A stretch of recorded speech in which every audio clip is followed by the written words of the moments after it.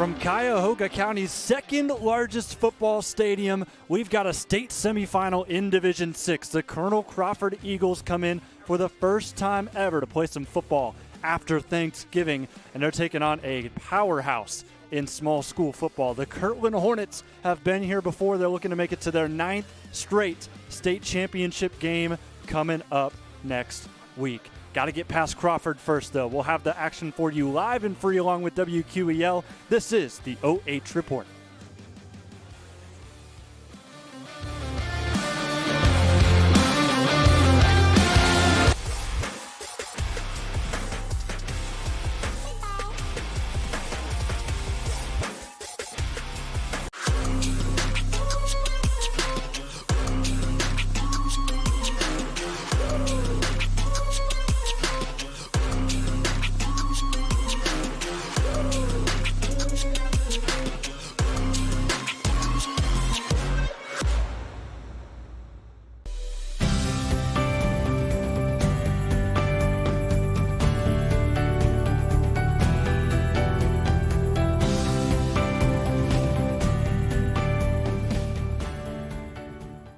Searching for stationery that feels personal? Make it truly inspired. From custom wedding invitations and greeting cards to business stationery and gifts, every design from Truly Inspired Paper Company is handcrafted in Ohio. Whether you're celebrating a milestone, saying thanks, or sharing everyday joy, we make it easy to create something beautiful and memorable. Visit trulyinspiredpaperco.com and make every message truly inspired. When it comes to comfort, every degree matters. At Buckeye Horizon, we proudly install and maintain Trane heating and cooling systems built to last, engineered for performance. And with our expert service, your home stays comfortable year-round. No matter the season, we'll keep your system running at its best. Call Buckeye Horizon at 419-529-2738, your local Trane comfort specialist. In business and ag banking, it's not just about the numbers, it's about the people. At First Federal Community Bank, we believe relationships are the foundation of every successful partnership. We can help you grow your farm through various ag programs, including working with our local FSA offices, as well as Farmer Mac. We have many commercial business programs to help make your day-to-day operations easy and convenient. Because when you bank with us, you're not just a customer, you're family.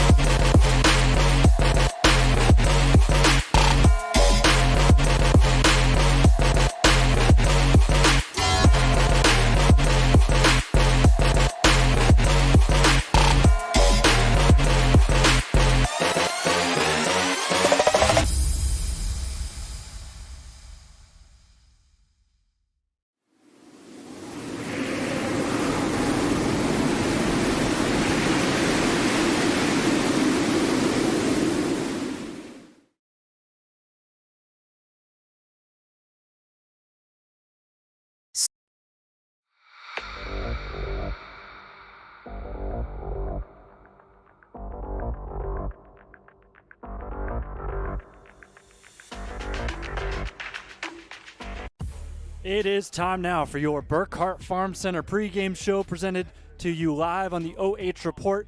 Just a reminder, this is an audio cast only. As soon as the ball is kicked off, we'll be moving over to our live and free audio cast with WQEL. But Jonathan Langdon with you here for the pregame show as we get set to go between Colonel Crawford and Kirtland. Crawford, their very first time ever getting to this point, as they now can call themselves a Final Four contestant in Division 6. Let's talk about these Eagles. They rolled through Region 23, took down two KMAC squads in Mount Gilead and Centerburg, and they just last week shut down West Jefferson and those Rough Riders. They got their score in the fourth quarter late in the game, but still outside of that, it was all Colonel Crawford. And you look at the average margin of victory, 29, just shy of 30 points per game in 4 playoff appearances. They did not get a bye in the tournament, so they did get that extra game. They are feeling fresh under head coach Jake Bruner as they are set to go out on the field,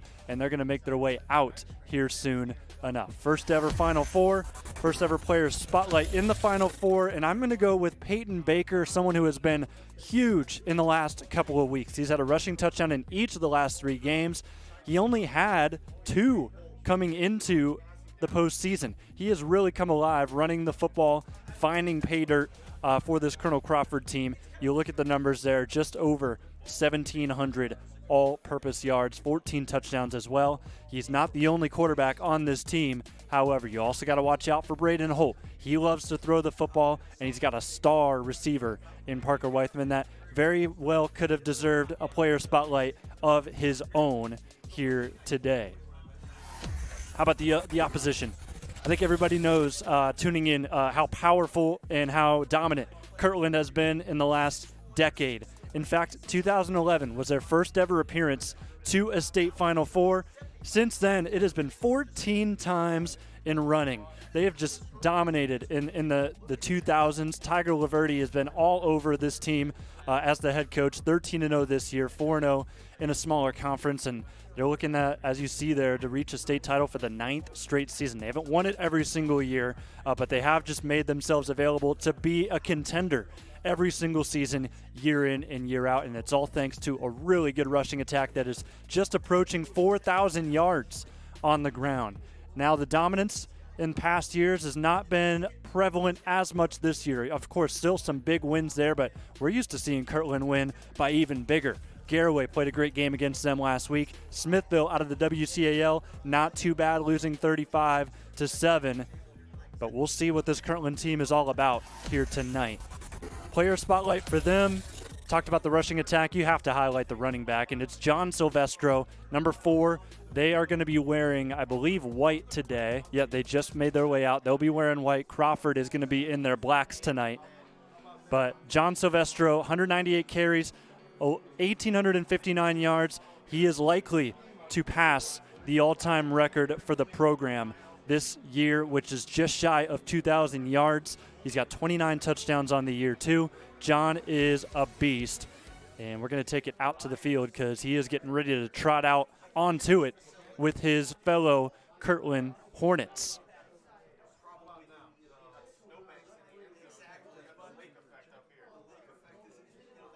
As you can see, a great job from the hosts here at Byers Field at Boulton Stadium.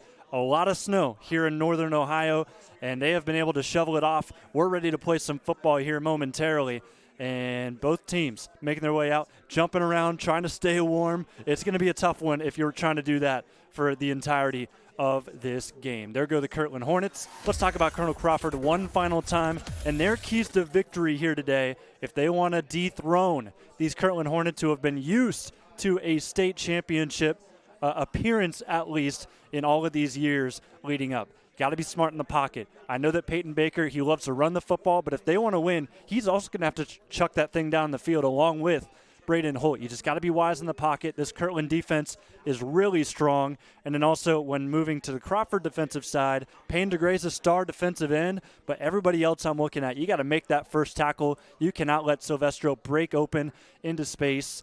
First level has to do their job today, shutting down this Kirtland run game. How about Kirtland? They're playing with house money today. They know that they've been here before. They know that they should be able to get past this point next time. Ground and pound, stick to your identity. You love to run the football, not just with your running back that we mentioned, but your quarterback as well in Laverde. Jake Laverde is the star quarterback for this team. And then also on the other side, Payne DeGray, of course, for Crawford, is a great defensive line. You've got to have a class D-line if you're Kirtland in this one to put some pressure both on McMichael and the 2 quarterbacks here for Colonel Crawford. Taking it out to the field. Game time is coming up. Unfortunately, folks, this is where we head to our audio cast.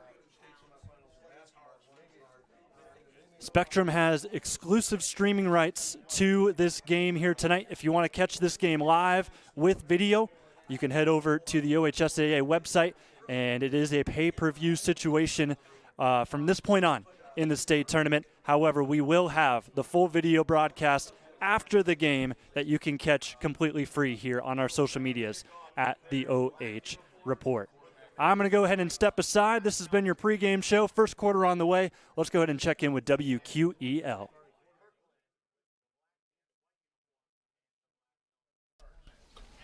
Getting with us live here on the OH Report. Thank you so much for being with us. Excited for kickoff here. Colonel Crawford and Kirtland. Let's go. Like you said, state semifinals. Back deep for Kirtland is number 2, Ryan Kamey. 8 kick returns on the season, 132 yards, averages 16.5 yards per kick return. He is their primary receiving target as well, so great athlete for them. On a team that only completed 54 passes on the season, he caught 31 of them. So he's the guy they like to get the ball in his hands as much as possible on the outside, let him see if he can do some things. And we're going to see... Crawford's heading to the sideline. Coach Bruner. Yep. Pulled him over. Actually, both pulled him over for a second. And by the way, in case there was any doubt for everybody back home, I know it's a tradition. I'm not surprised by it, but I wanted to make sure everybody knew Jake Bruner did wear shorts. Even unbelievable. In the snow. You know what?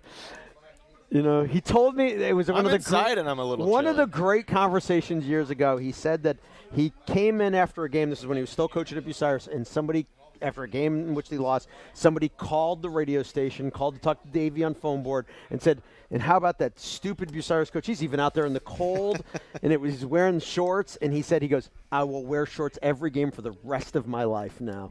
And man, that man has held on to it. I couldn't be more proud of him for it. He's standing out on the 40-yard line as we wait. He looks like it doesn't bother him a bit, though. I mean, he's got to be pretty amped up. Yeah, absolutely. No, I would be. Kicker number 3, Joseph Zizzo out there, but I'm not sure what we're waiting on. The scoreboard's malfunction. They're looking at the snow. I don't know. Yeah, it's official. white, and it's piled up in the end zones. I don't know what else we need to look at. So, yep.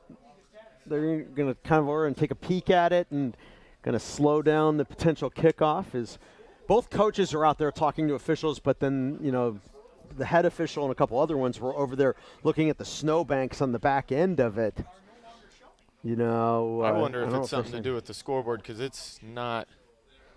It's saying Colonel Crawford and Kirtland. At least they got the scores and the teams and the logos. We got the graphics. Exactly. The graphics are ready to roll here. So now the officials seem to be, I guess, potentially taking their places. Yep. You know, and you can see it, like Coach Bruner's kind of talking to both, like he's pointing at both sides, and I don't know if he's looking at we got his depth. It looks like they're almost looking at the depth of how far back the snow has been pushed, which. Again, it's a snowbank. I mean, yeah, it's listen, I'm going to tell you right now. 10, 12 feet beyond the end zone. Listen, I don't want to try to speak to anything, but I mean, I'll go down and tell Coach Bruner, as somebody who's been tackled into about 1,000 snowbanks back in my youth, it's actually kind of fun. Yeah. So, you know what? You don't got to worry about anything. If you're running out the back of the end zone that hard, then. Right. And the question is that the only thing I'm wondering is if in the area where it pushed back, is he worried that it's slick in that area, you know, once you get off the sort of beyond the field goal post, there's, like I said, I'd say, what do you think that is? Probably about 7-8 yards. Yeah, at least. You know, that maybe it's even pushed back 10, a ways. Yeah, maybe a good 10 that they pushed back to the. But we're up here in the snow belt. It's going to be a little slick. It's the end of November. Yeah, and now the Crawford players are just running around to keep themselves warm on the sideline as we kind of try to figure out what's going on. Coach Bruner out on the 50, still talking to officials. Both coaches are out there, you know. I mean, it's not just Coach Bruner's just on our side where, you know, where we can see him a little bit clearer. But the discussions are happening with both coaches. Coming up after the game tonight, Tim Byrie at the helm of the Phone Board Show. Tim with a special show coming your way tonight, immediately following our broadcast here from Parma. So stay tuned for the Friday Night Phone Board, 419-562-2222. Tim Byrie at the helm this evening. And, of course, if you missed the game, Coach's Show, check out the podcast page on WQEL.com for past shows, games, and the Friday night phone board, all there online on WQEL.com. While we're waiting, should make mention, obviously, Kirtland for Division 6, the Region 21 winner, Crawford, the Region 23 winner. The winner takes on the 22-24 winners, Hopewell Loudon, taking on Coldwater tonight. So we'll try to kind of keep an eye on it. N10 teams in the state finals. It's true, you know. Hopewell going to be joining the N10 next season. Yep, the top half took down Cary. The top half of the N10 next year is going to be a lot of fun. It is a scoreboard problem. Okay. Well, they got a camera crew up there, so that's the good news. Yeah, now we got and now we can play some football. Apparently. The essentials are there up. We go. The clock, the scores, yep, and the play clock. So looks like can't play without a scoreboard. I guess. Yeah, exactly. You know. Well, 5 minutes behind, but you know, we are getting set for this state semifinal. There we go. They've reset the play clock, and we're ready to roll. So. Zizzo teeing it up at the 40-yard line. Maybe they push the snow on top of like some cabling or something like that. The sensor. Exactly. Let's do it. Kamey back deep. Heels dug in at the 5-yard line. Set for a state semifinal here in Division 6. The Burkhart Farm Center Game of the Week on WQEL and live online on the OH Report. Oh, they got Silvestro back deep? Yeah, I think that is. Yep, Silvestro, who's going to be the deep guy for him. So Silvestro with just 3 kick returns on the season. Yeah, they have Ryan Kamey on the one end and Tommy Kamey on the other end, the 2 top receivers. Those are a little bit more of the up backs on the right and left, and Silvestro in the middle. Here we go. Zizzo approaches, sends it downfield, and it will be Silvestro in the center of the field from the 5. Looking for a gap up the middle. Gets hit and drugged down at the 20-yard line. Great kick coverage there by the Eagles. Mm-hmm. Good tackle right there, open field. I'll be honest with you, one thing I was just noticing right there that could be really interesting in terms of broken tackles, you can see there Silvestro, he got wrapped up well, they got brought down, but as he tried to kind of step to try to make the break of the tackle, he lost his footing, and that could be something that can play a factor. If you got slick field, the breaking tackles gets challenging because you don't have really the footing you have in normal field conditions. So the Hornet offense out onto the field, and they're going to pack it in tight. One back in the backfield, split wings, a little bit of a counter play, breaks a tackle in the backfield. That's Silvestro. Number 4, Silvestro. Yep. Coming back, misdirection play, but Crawford all over it, and no gain. Yep, playing, almost like the old, wing option. They got the double wings, bringing guys in every direction. When you play an offense like that, it is very important that everybody stays in their lane. And right there, nice job by the Colonel Crawford defense. They were ready for Silvestro right as he came around the edge. They're going to do the same play the other direction. It's Silvestro this time, pushing his way up to the 30-yard line. This time they're going to gain about 11 yards. Yep. And what was interesting about that run is I was like, oh, nice little pickup right now. He's just kind of grinding away. But I was like, ooh, I didn't realize it. He got about 5-6 yards downfield before he was really kind of hit at all. And then he just kind of pushed the pile the rest of the way. It didn't look like it kind of looked like I was like a good 6-yard pickup, but it ended up picking up 11. So you can just kind of see the way Kirtland operates right here early on. Opening drive of this ball game. Now they'll split one receiver out wide to the right. Offset backs in the backfield. Yeah, Laverde. Bledsoe right behind him, and Silvestro's the one out on the wing area. Bledsoe, 5'10", 170, in a three-point stance. They'll motion a guy in. They go to Bledsoe, straight up the middle, ISO play, up close to the 40, and the ball came out. Crawford says they have it, and they do. Colonel Crawford coming up with a turnover. That official on the back end is pushing. He's pointing down. He's saying it down. He's saying he's down. The white hat. Yep. The white hat motioned that it was Colonel Crawford football. Yes, it was. Everybody out there on Colonel Crawford, most of the officials thought it was a turnover, and one official on the far end came out and was pointing down, down, down. So I rescind my comments. It is going to stay Kirtland football. You know, Colonel Crawford thought they got that early break that they were hoping for. But as it turns out, Hornets keep the football 2nd and 2. Again, they motion. This time they're going to run speed option on the far side. Laverde carrying up close to the 50. He's got the first down. Yep.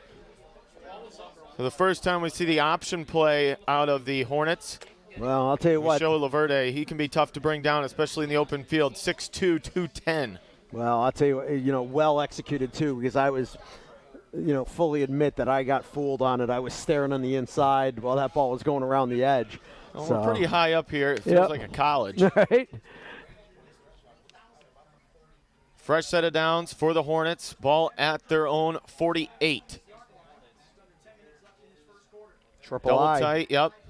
They're going to turn, give to the second fullback, straight up the middle, into the open field. We got a foot race, and he's going to get caught at the 20 and fall forward to the 19-yard line. Bledsoe knifing his way through. Yep. They did a misdirection with the first fullback. He bounced right side, and Bledsoe straight up the middle. 33 yards right up the middle. Like you said, becomes a foot race. Only thing that kept him out of the end zone right there is able to track him down from behind. But, the hole's there. They're doing a nice job blocking up front. 5 straight runs here, no surprise. But another Maryland eye. Darn right. Powerhouse backfield. They go to the second back, trying to cut up through the B gap, brought down after a short pickup of about 3. Yep. Mark him down at the 16-yard line. Bledsoe again right there. And that one, it is sort of the type of play that it feels like at times that, tackles like that, it's a 3-yard pickup, and it feels like a real win for Colonel Crawford. But Kirtland's like, yeah, we'll take the 3 yards because we'll just keep grinding away. I think they're happy with it. But at the same time, you got to expect for Colonel Crawford, like I said, they got to stay away from those big runs like the ones that happened previously. I believe it was Dom Dean on that tackle. Single back this time. Turn, pitch it to him, coming near side to the left. Not a lot of room for Silvestro, but about 5. Yep, got 5 on that one. It'll be 3rd and a long 1. Yeah, I'll tell you what, you can tell when it's Silvestro who gets the ball because he does not waste time. He explodes. Themselves aren't going to waste time. Nope, hurrying to the line is Laverde, and he carries it himself, and he's got the first down. He's right there. 4 first downs now for Kirtland. Opening possession of this ball game, state semifinal in Division 6. Boy, I didn't even think they were set yet. That's how quickly they got up to the ball and snapped it. But it was nothing. Nobody even faked anything. Laverde just took 1 step to the right and sprinted straight ahead. Got himself the 2 yards he needed. Officials motioning to bump up the clock. Yep. Ball at the 8-yard line now. A nice drive here for the Hornets. Opening quarter here from Parma. 8:22 and counting here in the first. Hornets threatening at the 9-yard line. Maryland eye again. They go to the second back, looking to bounce it outside. He's got room and a touchdown.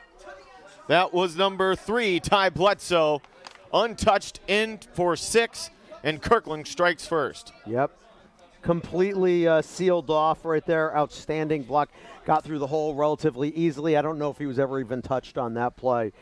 Good, strong drive for Kirtland. And again, we thought there was maybe a turnover early on that would have helped things out. But Kirtland keeps it, and they just moved it all the way down the rest of the way, just running the football. They go 80 yards for the touchdown. Extra point attempt is up. Clean snap, clean hold, and it is good. So here in the first quarter, 8:09 to go. It's Kirtland 7, Crawford 0. Crawford getting the football when we come back. When it comes to comfort, every degree matters. At Buckeye Horizon, we proudly install and maintain Trane heating and cooling systems built to last, engineered for performance. And with our expert service, your home stays comfortable year-round. No matter the season, we'll keep your system running at its best. Call Buckeye Horizon at 419-529-2738, your local Trane comfort specialist.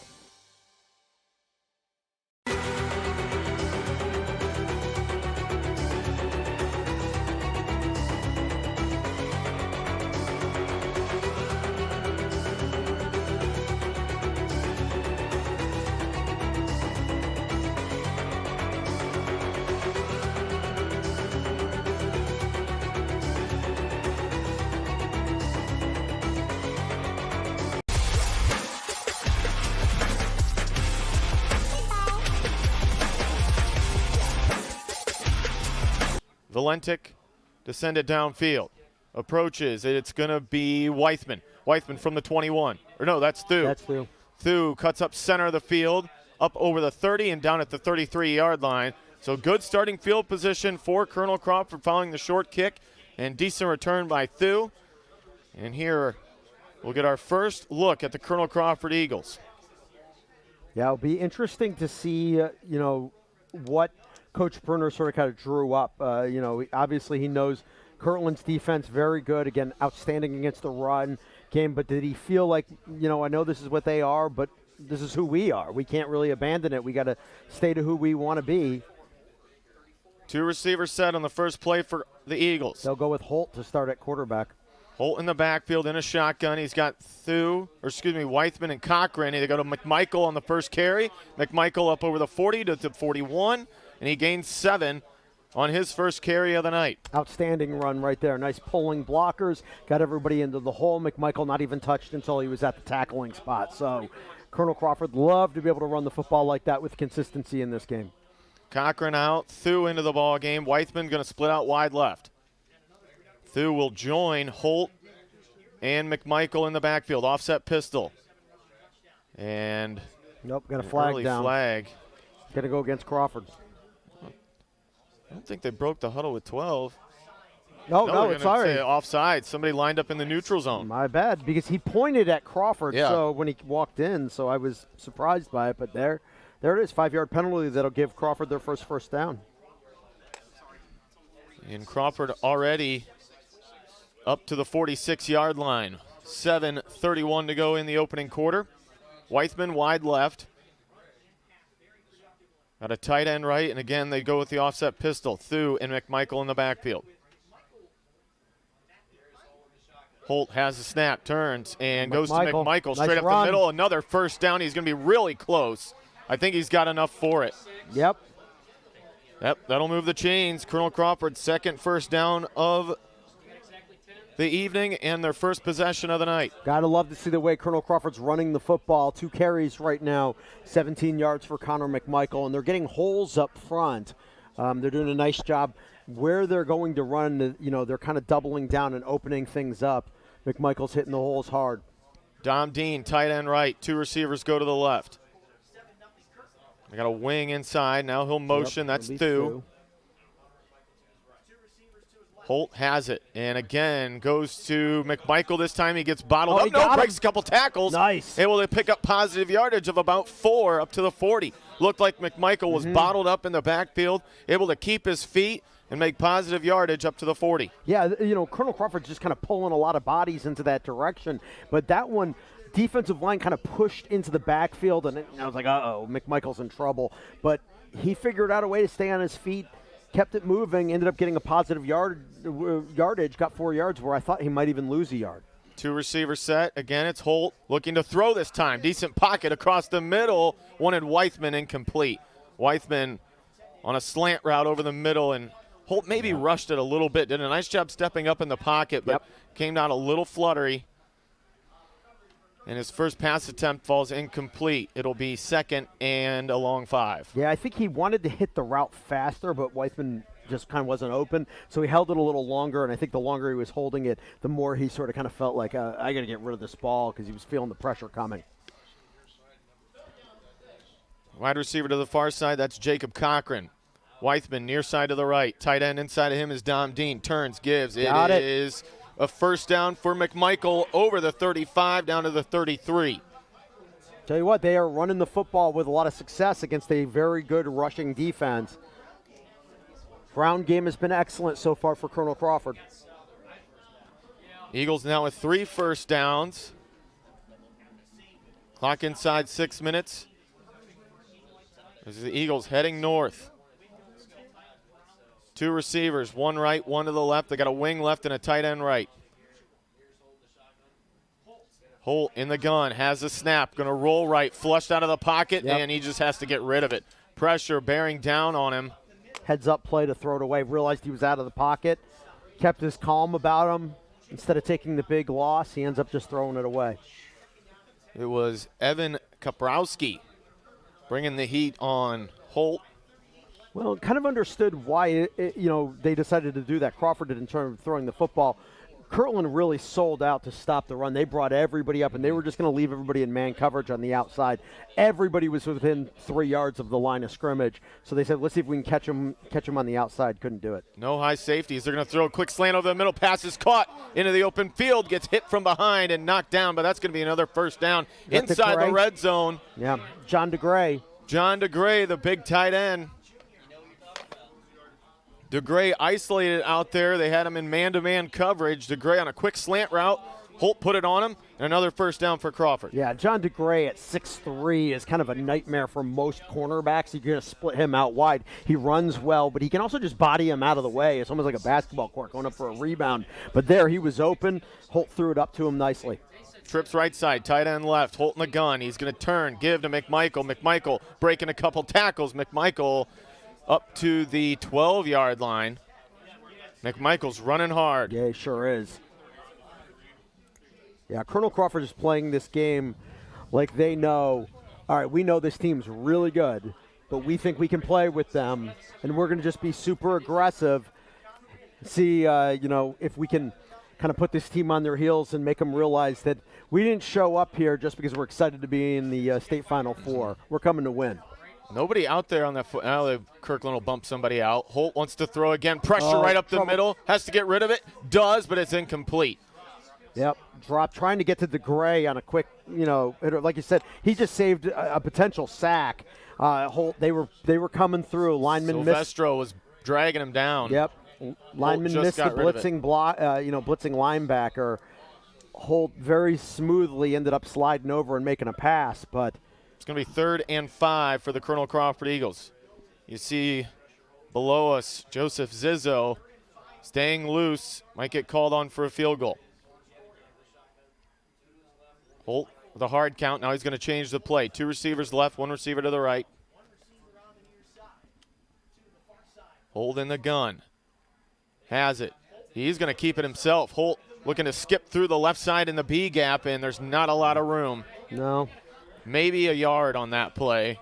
Yeah. So we'll see what Coach Bruner wants to do. If they're going to go for it on 4th and 5, or if Zizzo's going to kick a field goal. That feels like the play call when coach looks at your offensive coordinator and play caller and says, we're going for it on 4th down. Let's see what we can do. But they're going to swap it up as it turns out, and it looks like they will just kick the field goal. So here comes the senior, Joseph Zizzo, 5'9", 150-pound kicker. It'll be on the left hash mark.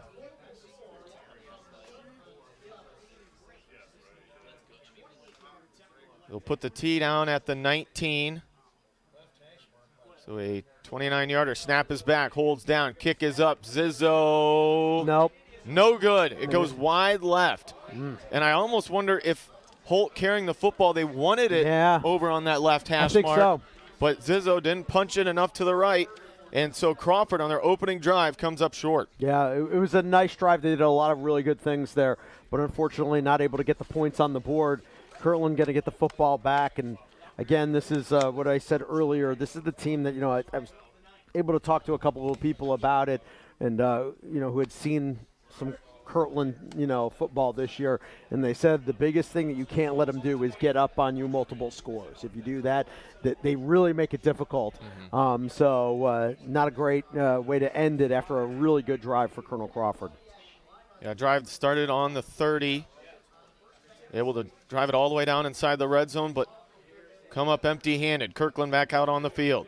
You're going to turn, give to the back. Silvestro up the middle, breaking tackles. He's into the open field again. Missed tackle. Up 45, 50, 45, 40. Still keeping his feet. Up the sideline in a foot race, and he's pushed out of bounds after a huge gain on 1st down. Boy, that is And he just went straight up the gut on an ISO, and the blocking for Kirtland was perfect. Yeah, that's it right there. 59 yards. 59 yards. Boy, that 49 yards 49, technically, but it's still like to impressive either line. way. Nope, you were right the first time. 59. You're right. Sorry, my bad. Y'all good. Josh Stallings, Jeff Roberts with you tonight on WQEL and live online on the OH Report. Turns, gives in the Maryland eye. Fullback straight up the middle over the 20 to the 18. Cut down there. Colonel Crawford loading up the box. But they did that last time, and once you break that initial line of defense, you got no help. Well, and the reality is on the last play, Silvestro got into the secondary. Defender came up, missed the tackle, got him around the ankle, didn't bring him down.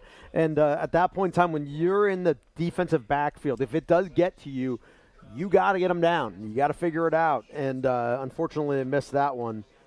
Kirtland in the red zone again. Maryland turn, give to the second back. He's moving off tackle and a short gain of about 2 to the 16-yard line.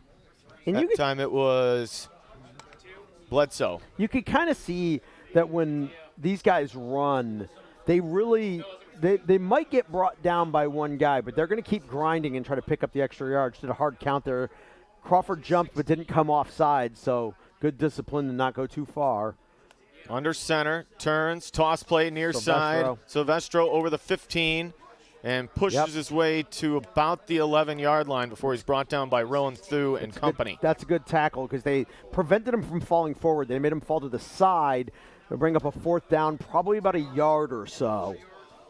They'll go for it, but 2-minute mark here in this first quarter. Kirtland threatening again. This is where you need one of these players to make a truly outstanding play. When I said it's not just about knowing your lane and your assignment. Sometimes in a game like this, you need somebody to just do something exceptional, and Crawford needs that here on this defensive play. 4th and 1. Kirtland's going to load it up. Maryland once again, double tights. Little space. Turns, gives to the fullback. He's got the first down, and he pushes his way up to the 5-yard line. That was Ty Bledsoe, 5'10", 170. Runs harder than that size, though. Not to say that size is small. Silvestro's a little bit of a bigger back. The biggest in the backfield is the quarterback, Jake Laverde. Or Laverde. Both of them.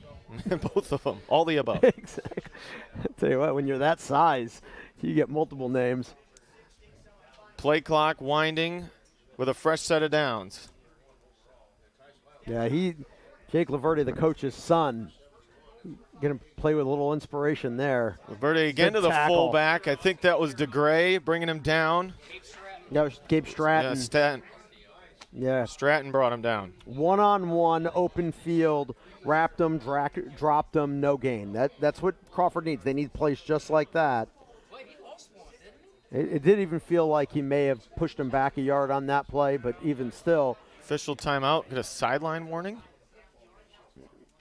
Yep, sideline warning against Kirtland. 49 seconds to go first quarter. Hornets 7, Eagles 0 here in the state semifinal on a blistery winter evening here in Parma. Maryland once again, 2 fullbacks. Running back deep in the backfield. They're going to turn, give to the fullback. Straight up the middle. Nope, keeping it to Laverde, and he's going to move into the end zone. Boy, that was... Faked the ISO, tucked it, bounced it to the outside, and he was met at the goal line, but able to push his way in for another Hornet touchdown. I'll tell you what, I bid on it again. I mean, this is just a team that does a really nice job on those. You fake the handoff, he goes around the edge. And you see Laverde is big, strong, fast. I mean, got around that edge, did a nice job of reading the blocks as well, and Kirtland's up too. Great block by John Silvestro, kind of to seal that edge. Good kick-out block by the tight end. Extra point attempt is up by Valentic, and it is good. 28 to go here in the first quarter. It's the Kirtland Hornets 14 and Crawford 0. We'll be back. He's going to send a line drive down the field. It'll be fielded on the bounce. That is Schieffer. Schieffer finds a hole at the center. Schieffer turns on the burners. Schieffer could go. He's at the 50, 45. He's got one man to beat. Schieffer with the ball in his left hand. He's going to take it to the house.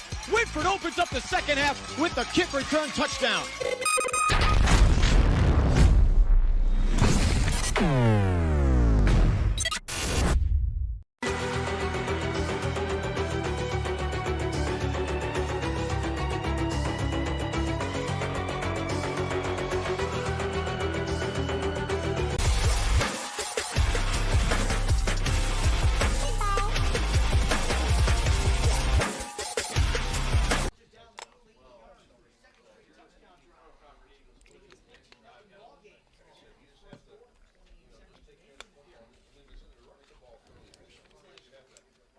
Back here on WQEL and live online on the OH Report. Josh Stallings, Jeff Roberts here from Parma.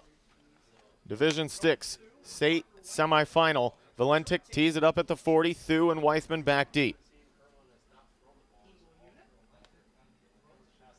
Valentic gets into it. It's going to be a short kick that hits the ground at the 21. We see Thu pick it up, trying to break a tackle. Gets by one defender, but the kick coverage all over him. And he's going to get brought down back at the, they'll say the 17-yard line. Brought down on the play by number 0, Andy Ridgway. Yeah, I think it'd be important. Couple updates. Shelby 14, Indian Hill 0, Hillsdale 21, McDonald 0. Hillsdale, they are putting it to pretty much everybody throughout the playoffs. And Big Walnut down to Anderson 7-0. Also, winner of this game takes on Coldwater or Hopewell Loudon, and Coldwater is up 10-0 in that game. Second drive of the night for Colonel Crawford. Their first one, they were able to pick up 5 first downs, but come up empty-handed. Motioning out of the backfield is Powers. They're going to throw it out to Weithman on the jailbreak screen. Weithman into the open field. Got some Weithman's space. got the first down, 30, 35, and goes down up at the 36-yard line. Baker in at quarterback now, connecting with Weithman for a first down. Yeah, 19-yard pickup, and I think they just found out that Parker Weithman, who I'm sure they saw and said, they've got this undersized receiver. He's got a lot of yards, really talented, very fast. They just found out he's pretty strong, too, because they were attempting to get him down to the ground, and he was breaking tackles. That will be the final play of the first quarter here from Parma. At the end of one, it's Kirtland 14 and the Colonel Crawford Eagles 0. Second quarter coming up after this.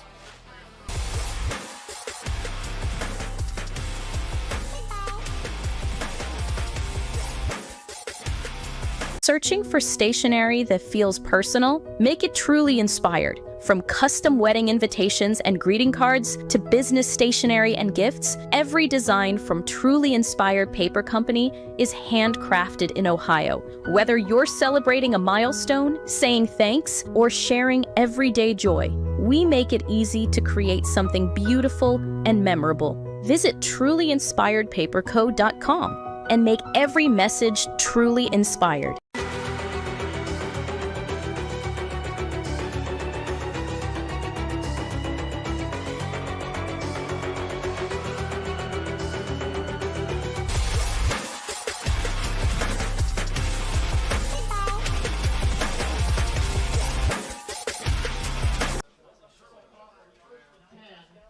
Back on WQEL, Josh Stallings, Jeff Roberts. Baker wanting to throw up in the pocket. Now he has to tuck it and go. Trying to create a little something. And nice grab from behind. Maybe got up to the original line of scrimmage. Yep. Actually, they'll give him a gain of about a yard. Yeah, Bledsoe got him from behind. You could see there what Peyton Baker was recognizing. My guys aren't open. The pressure's coming. He made the smart move. He tucked and started running, but you can just kind of see in the open field they were able to kind of run him down. So nice job, nice tackle there. Baker, 6 foot, 190. Sends 2 receivers to the right, tight end and a wing left. He's going to turn, give. Running back is McMichael, and McMichael is pushed into the sideline after a gain of about 5. It was a really good run. They just ran out of real estate on that one side. It was kind of almost lined up perfectly. He had one blocker in front of him, 2 defenders there. So blocker takes out the one defender. His job is to try to kind of get away from the other one. But he just ran out of space. Defender was able to kind of push him out of bounds. Pulling on that play was 55, Brady Fox. Weithman going to go wide right. McMichael stays in the ball game. He'll go deep in the offset pistol. Double tight ends. Baker turns, gives. It's McMichael straight up the middle and nowhere to go. Yeah, they were ready for it. That time, a little bit of a slower developing play. Instead of doing the quick hitter to McMichael, they sort of kind of did the fake handoff to Thu, then went to McMichael, but tried to still go up the middle. And Kirtland, their defensive line, was cutting through, got into the backfield, and sure enough, kind of hit Connor for about a yard loss. And looks like the Eagles are going to have to punt things away here. Yep, it'll be 4th and 6.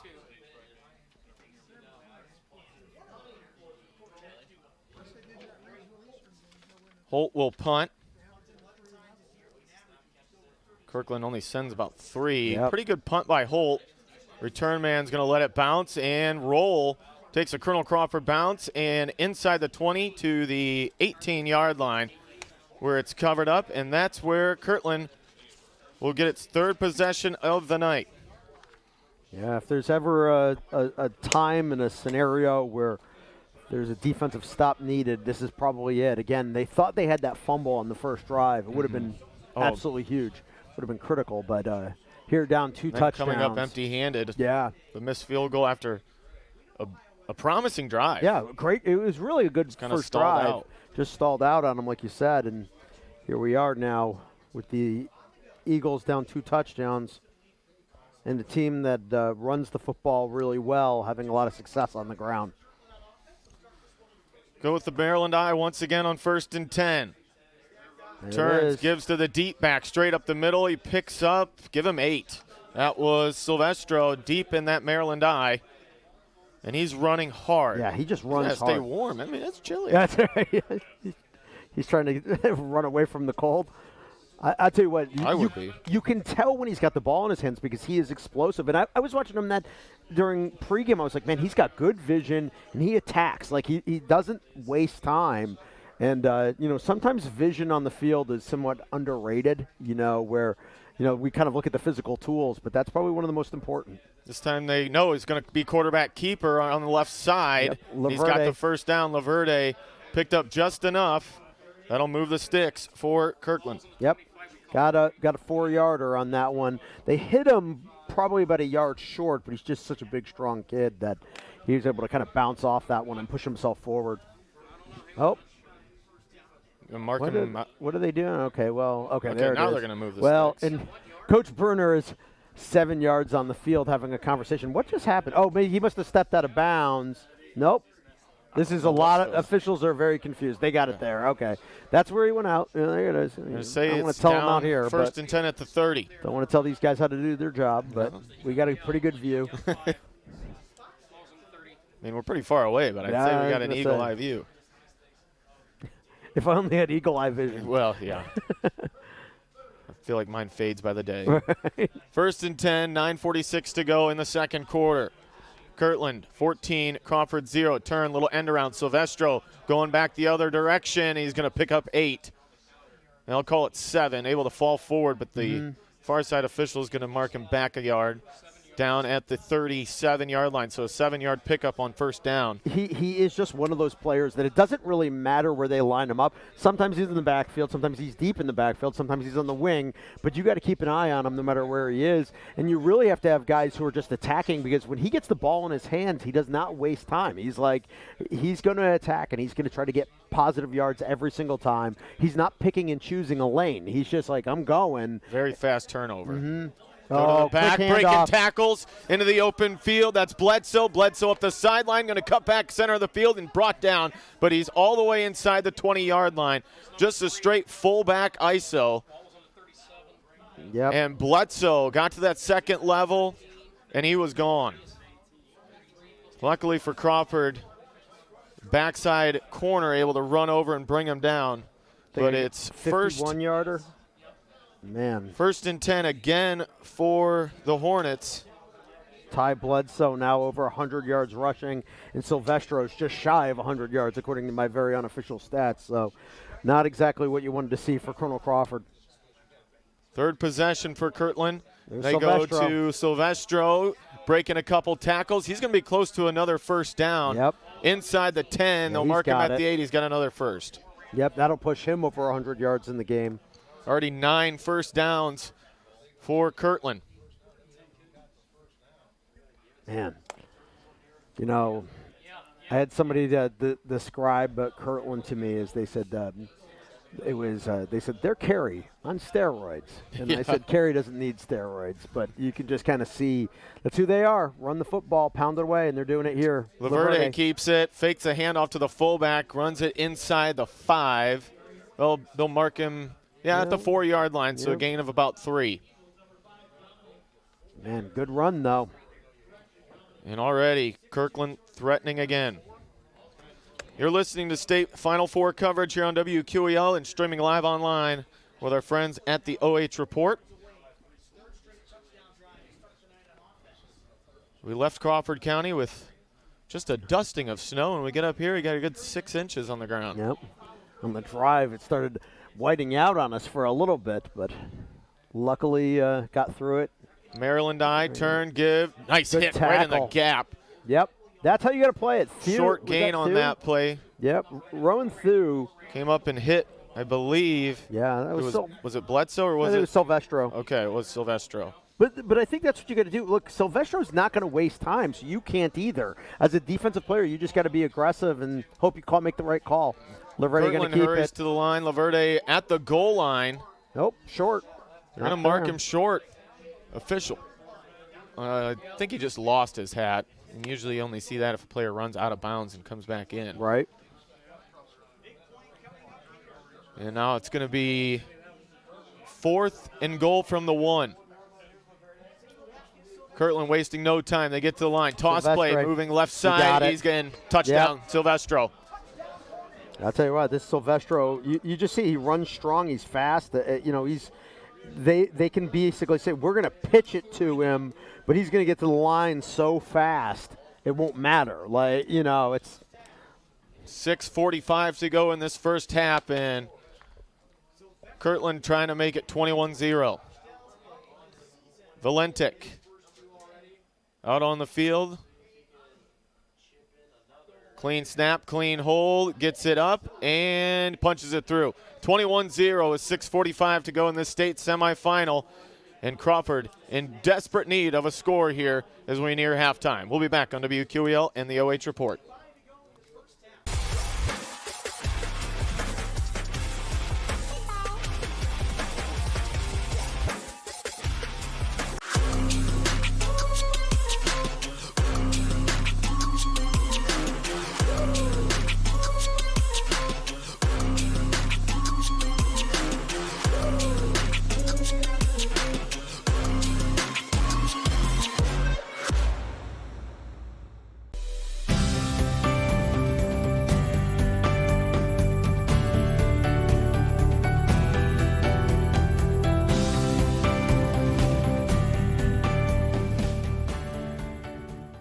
Searching for stationery that feels personal? Make it truly inspired. From custom wedding invitations and greeting cards to business stationery and gifts, every design from Truly Inspired Paper Company is handcrafted in Ohio.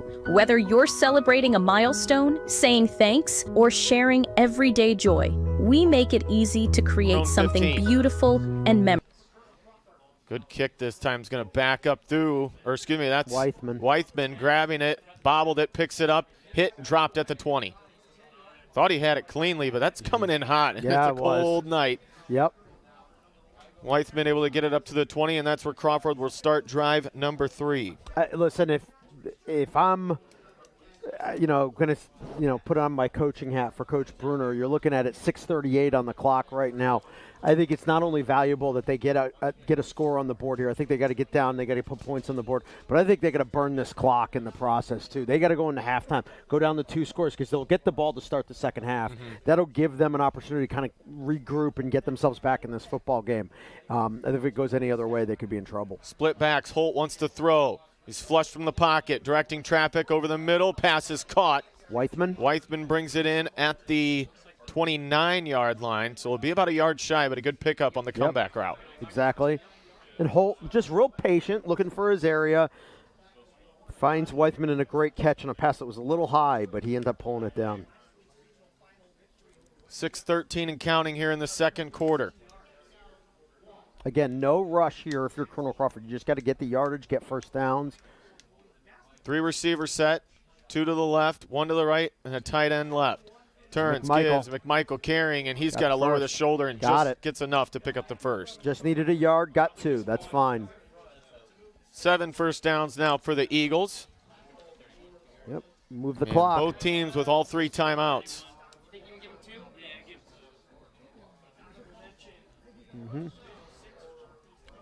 2-yard pickup there for McMichael. To a late substitution there. Jacob Cochran coming in from the sideline as an additional receiver.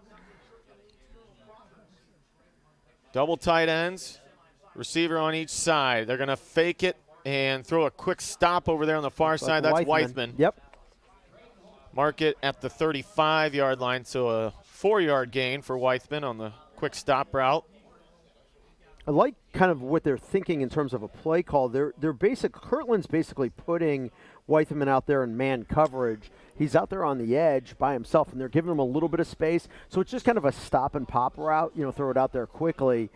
But, and if penalty? you figure, there is a flag down. It went against Crawford, so forget what, But, I mean. Illegal substitution? Top of the head. It was right in the middle of the field, like right where the ball would be snapped. So. Maybe a legal man downfield. Yeah, that's a tough one. The reality is, though, what I was saying is that, look, if Weithman breaks that tackle, he's gone. People are going to have a hard time catching him in the open field. So. Man-to-man coverage, single high safety, backside screen, set up. He's got it. Moving up across the 35 and down at the 36. It's Stu. Actually, they'll mark him at the 35. Yep, probably got about 9. So not bad. One of the screeners there turned and blocked a guy behind the play when he probably should have looked up the field. Yep. Could have got a little bit more yardage out of that play, but still Crawford sets up 2nd and 5. Yeah, I gave him a straight 10 on that one, sorry. 2 receivers left. Tight end and a wing inside. Quick slant route over the middle. Pass is caught. First down over the 50 and down inside Hornet territory at the 49-yard line is John DeGray. Yep. DeGray, that big target. He's 6'3", 185. I'll keep saying he's a matchup problem for almost every team in terms of trying to figure out what to do against them. And sometimes you just got to look at your players and say, and your coaching staff and say, where are our matchups at? And say, all right, we got one out here. Now they are guarding him with a pretty tall kid out there, and Evan Kaprowski, who's 6'4". Motion a guy left side in the gun, wants to throw, pressure coming. Holt's got to get rid of it. Does. He wanted Dean, who came out of the backfield and was wide open, but not enough on it by Braden Holt, and it's incomplete. It'll be 2nd and 10. Yeah, he saw him. He did such a nice job getting away from the pressure, like you said. Ran away from it, and, just kind of saw Dean, and he decided to just kind of flip it to him. And, probably if he just settled and gave him a little bit better target. Dean was wide open. I mean, if he drops it on the spot, it's going to be a first down. Ball at the 49 of Kirtland. 2nd and 10. Hornets showing blitz up the middle.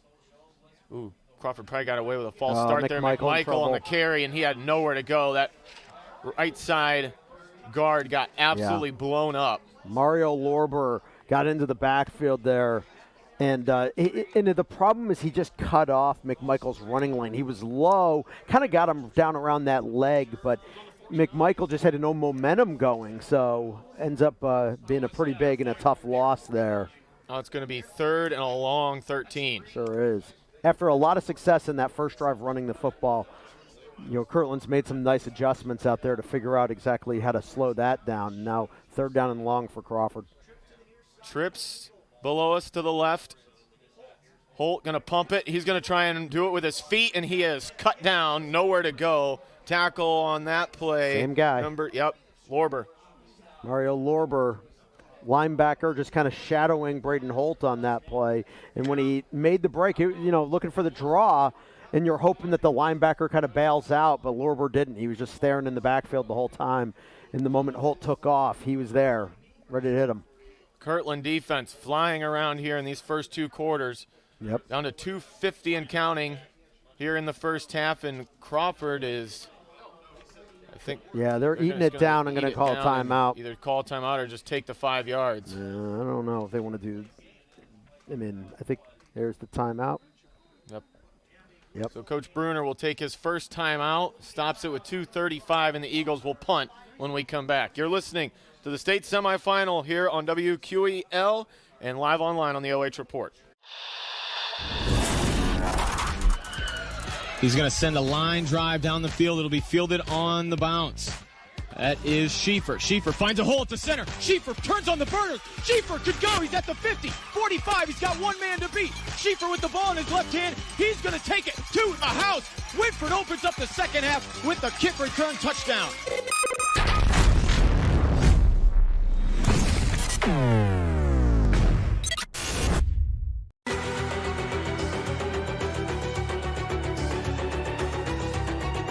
here at Byers Field in Parma, Ohio, this Division 6 state semifinal. Kirtland 21, Crawford 0, and the Eagles are being forced to punt. A very promising first drive, but came up empty-handed, and now Kirtland showing why they've had 9 straight trips here. Kirtland is playing like a fake is coming, and there it is. You're going to throw it back. He's open. He's got to turn around. It was thrown a little short, and it's incomplete. Yep. Looking near side for Jacob Cochran. Rowan Thu making the throw on that play. If he leads Cochran just a little bit more, they maybe have a chance, but he had to turn around and come back to it, and the defender trailing the play, able to get a hand up and disrupt the pass. And a gutsy call by Coach Bruner there. That's going to set up Kirtland with a short field and a 21-point lead. They'll have it 1st and 10 at the Eagle 48. I think that sometimes when you do something like that, especially coming off of a timeout, the opposing coaching staff is basically like, look, they just took a timeout here. They're going to probably try to do a fake. So defense, be ready for it. And like you said, he was open for a moment, but even if Thu knocks that pass perfectly, I think the defense is probably going to catch him up before he gets to the first thing. He needed 12 yards. It was going to be really tough to convert. Laverde under center, going to toss it out. It is Silvestro carrying it, and he's got another first down. Man, this kid runs hard. He sure does. He's never going to go down easy for him, that's for sure. Just keeps grinding those feet through everything. Like, it doesn't matter who hits him. He's just going to keep pushing. Leave the 10th first down now for Kirtland. Silvestro, they fake it to him this time. Rolling, throwing, pass complete at the 30, pushing up to the 25. That was Cammie. Yep. And it's another first down. That's another first down for the Hornets. First time we've seen Laverde throw the football, and effective pass, 10-yarder. We'll wind the clock down to 2:08 in this first half. And you could see, like, Kirtland's running this drive, like, let's get one more score on the board and end this thing. Like, you know, we'll get up 4 touchdowns going into halftime. They're going to load it up. Double tight, double wing with a Maryland eye. Laverde turns, gives. It's Silvestro. Yep. Pushing his way for a short gain to the 22-yard line. You can they still have 3 timeouts. You can still see right there, like, Payne DeGray hits him, you know, got him at a probably, you know, close to the goal line, and he still kind of just drug him. He didn't get right in front of him. He got him to the side, but, man, he drug him forward for about a yard or two. That's just how strong he is. He runs that hard. Toss play, moving left side. There's Bledsoe. Yep, Ty Bledsoe, and Bledsoe is going to get another first down and stops the clock. Yep. Hornets doing such a nice job sealing off these edges. They're just so well coached. You can just see it. I mean, like, you know, everybody out there knows exactly where they're supposed to be, how to block. You know, when you run the ball this much, you expect to see a hold once in a while or something like that, and none of it. Like, they're just on top of everything. It's a good football team for sure. 1st and 10 at the 15-yard line. Hornets threatening again. Wide receiver either side, double tights. Toss play, moving left side, Bledsoe. Bledsoe inside the 15. Short gain of about 2 this time. They go again to that toss play. That was a good defensive play right there. And got into the backfield. It was Hornets Walker Kramer, maybe? Out. Yep. So that'll stop it with 1:13. And the Hornets threatening here in the second quarter. They lead at 21-0. They'll have a 2nd and 9 when we come back. He's going to send a line drive down the field. It'll be fielded on the bounce. That is Schieffer. Schieffer finds a hole at the center. Schieffer turns on the burners. Schieffer could go. He's at the 50, 45. He's got one man to beat. Schieffer with the ball in his left hand. He's going to take it to the house. Whitford opens up the second half with the kick return touchdown.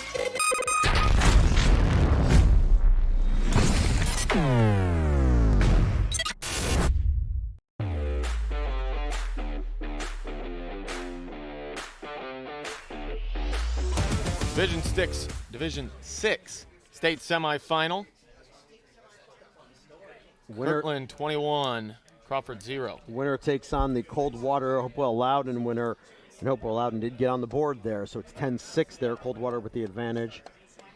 Also Shelby up. Still, they're up 14-7 now over Indian Hill. Kirtland still huddling. Oh, I guess the officials talking over here to the Eagle coaching staff. Now the Hornets break the huddle, and they will wind the play clock. 2nd and 9, ball on the 14-yard line. Verde under center in the Maryland I. Yep. 2 fullbacks and a deep running back.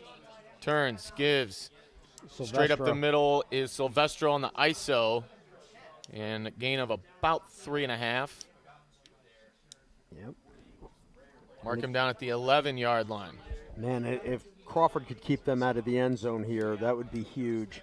Actually, if they just keep them getting any points on the board, it would be massive. So we see that the Hornets have a good kicker in Marco Valente. Valente.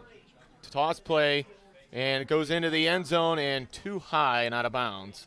So Laverde looking on that backside flag, incomplete. Looks like they'll sow for the field goal here. Laverde's walking out on a 3rd and 6. About the least aggressive we've seen Kirtland be this game. Yeah. Mm-hmm. I think they'd want to kind of put the nail in the coffin there. I think they thought they were going to catch him off guard with the passing play, but Crawford well defended it, and Valente on the season 5 of 5 with a long of 40. Timeout. Yep. Now Kirtland's going to talk it over. We're looking at 4th and 6. 48 seconds to go here in the first half. You think did they take the time up because they didn't want to have Valente have to rush up, or was it really a let's talk this over here? We're up 3 scores. 4th and 6. Do we want to just take a shot? I don't know. I don't know what coach. Yards per play has got to be pretty good so far for Kirtland. I mean, both running backs I've got now. Again, these numbers are probably a little off, but I've got both Silvestro and Bledsoe at 125 yards right now. Both of them. Pretty balanced. That's all right. They're doing okay. Silvestro's got 13 carries, Bledsoe 11, and then Laverde's got 6 carries for 25 extra yards. All 3 of them have got a touchdown. So,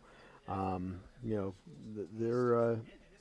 Now, Laverde throwing the football is just 1 of 2 for 10 yards, and they are running back out there, and we're gonna. Looks like they're gonna line up for that the field goal. Yep, line up for that field goal. Valente will set the tee down at the 17-yard line, so about a 27-yard attempt. Ball in the center of the field. And now, is it false start? Or is that going to be offsides against Colonel Crawford? It's against the Eagles. So this could set up, it'll be about 4th and 1 now.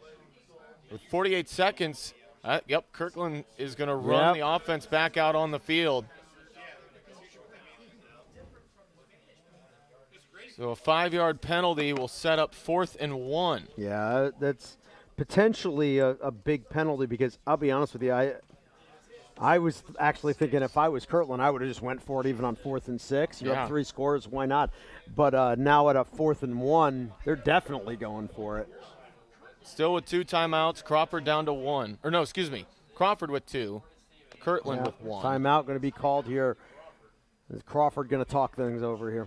So we'll take a break. 48 seconds to go. 4th and 1 coming up for the Hornets when we come back.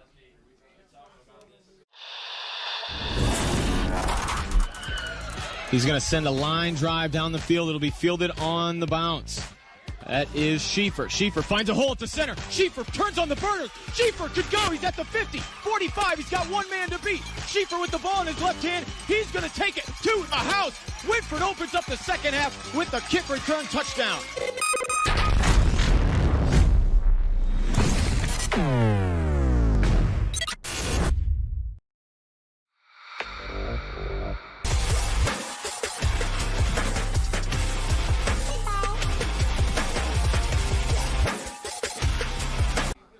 He's definitely the front runner. Well, I think it's official. Didn't they announce it? I just did. Right, exactly. Eagles out of the timeout. They'll try and defend a very short field and a short 1 yard to go for a fresh set of downs for the Hornets. Yep. And again, Colonel Crawford there after, jumping off sides, they had to take the timeout and say, okay, we got to figure out a way to make this stop on a 4th and 1. Not an easy team to stop them when they only need 1 yard. Maryland I again. They're going to toss it. Moving Silvestro up towards the goal line, and he is in for the touchdown. Didn't even need the first down. He'll just take it to pay dirt. Yep.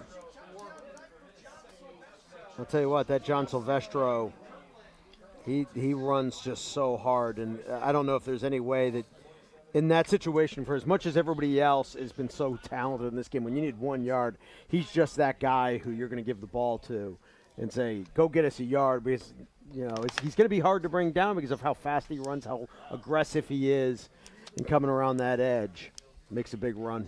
Eagles initially going to hold them to a field goal attempt. Instead, they jump off sides, free 5 yards, and then Silvestro punches it in. We have an injured Colonel Crawford Eagle down on the field. So before the extra point attempt, they'll attend to him. Can't get a number there. Yep. He's training. Now he's sitting up. That number 7, Jacob Cochran. Yeah, that's what I was thinking. It might be Cochran, but I don't know. On his feet, it is Cochran, so a good sign. And he is making it over to the Eagles sideline under his own power. And could be this cold. Yeah. Could be a stinger. Be about anything really, especially with all these bodies flying around in the box. Yeah, he's walking off okay, but he is sort of kind of holding that arm there. They are helping him a little bit, like he's almost like he's a little woozy or something. Kind of give him a little tap as they get him over to the bench. Hopefully, going to be all right. Extra point attempt coming right now for Kirtland.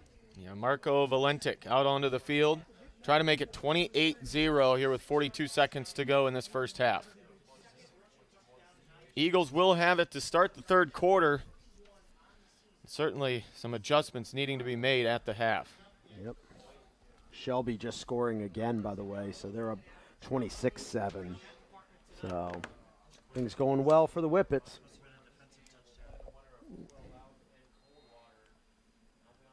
Valentic steps it off. Clean snap, clean hold, low kick. It hit the crossbar, and it is no good. So the score remains 27-0. Kirtland over Colonel Crawford here in this Division 6 state semifinal. We'll be back.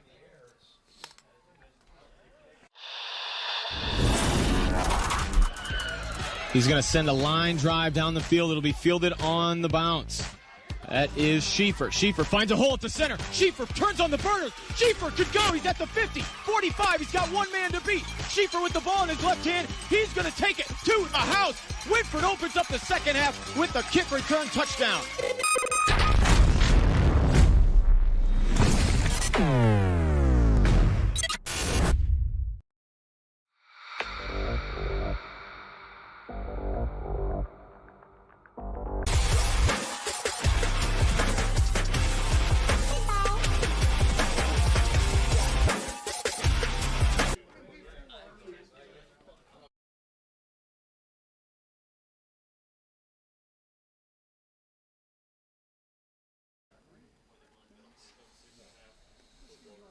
Josh Stallings, Jeff Roberts here with you on WQEL and live online on the OH.REPORT. Valentic's extra point is no good, so the score remains 27-0. A low bouncing kick is going to be fielded at the 15-yard line by Weithman. Yep. Weithman up the center of the field. Weithman with some room to move up over the 35 and to the 40-yard line.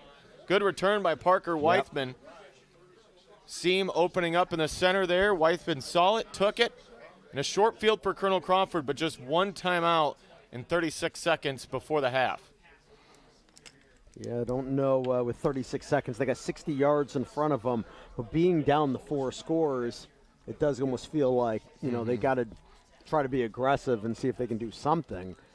So, two receivers go to the right. Baker going to be in the quarterback spot now. McMichael on his left side. He is going to fake the handoff to McMichael, looking to throw out into the flats. Has his man, but it's incomplete. Yep, that was Rowan. Rowan. Too high for Rowan Thu. Yeah. Rowan kind of dropped his hands down, almost like he was like, you know what? Either he didn't feel like he was going to get a good shot at it, or maybe he thought, if I catch it, I don't think I can get to the sideline. But but he didn't make a super strong effort on that ball. 31 seconds now in the first half. Weithman wide right. Baker in the gun. Weithman in motion. 2 receivers inside of him. They bunch it up and trips. Baker wants to throw. Has a lot of time. Lets it go over the middle. Pass is caught inside Hornet territory.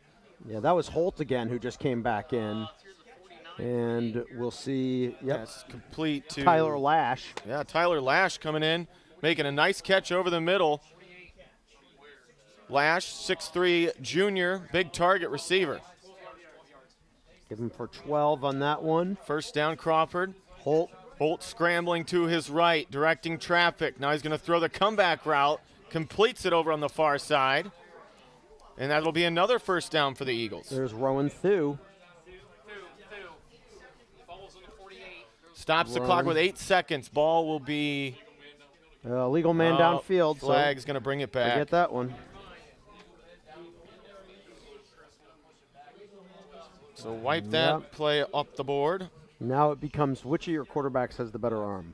Can either one of them throw it 50 yards?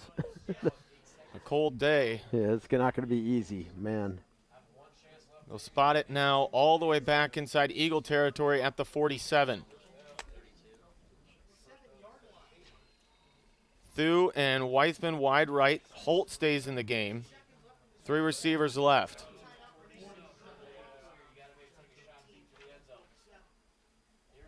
Empty backfield. Holt to throw, gets rid of it quickly over the far side. That's Weithman, and they gain maybe 2 on that play. Stops it with 3 seconds.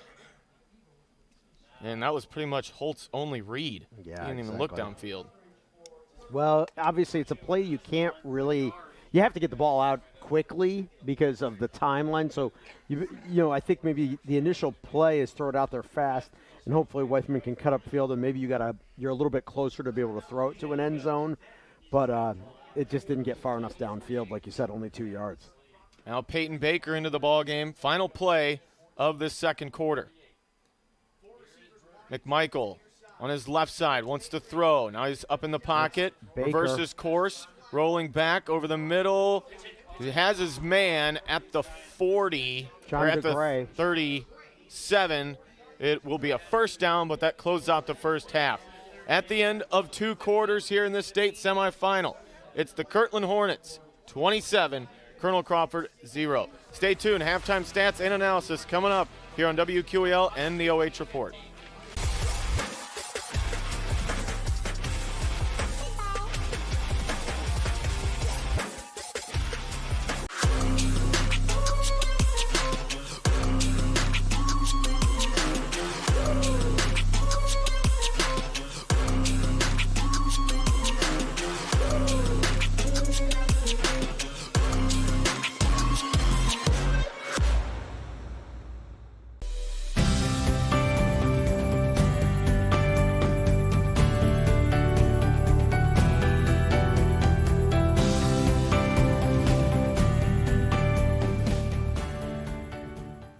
Searching for stationery that feels personal? Make it truly inspired. From custom wedding invitations and greeting cards to business stationery and gifts, every design from Truly Inspired Paper Company is handcrafted in Ohio. Whether you're celebrating a milestone, saying thanks, or sharing everyday joy, we make it easy to create something beautiful and memorable. Visit trulyinspiredpaperco.com and make every message truly inspired.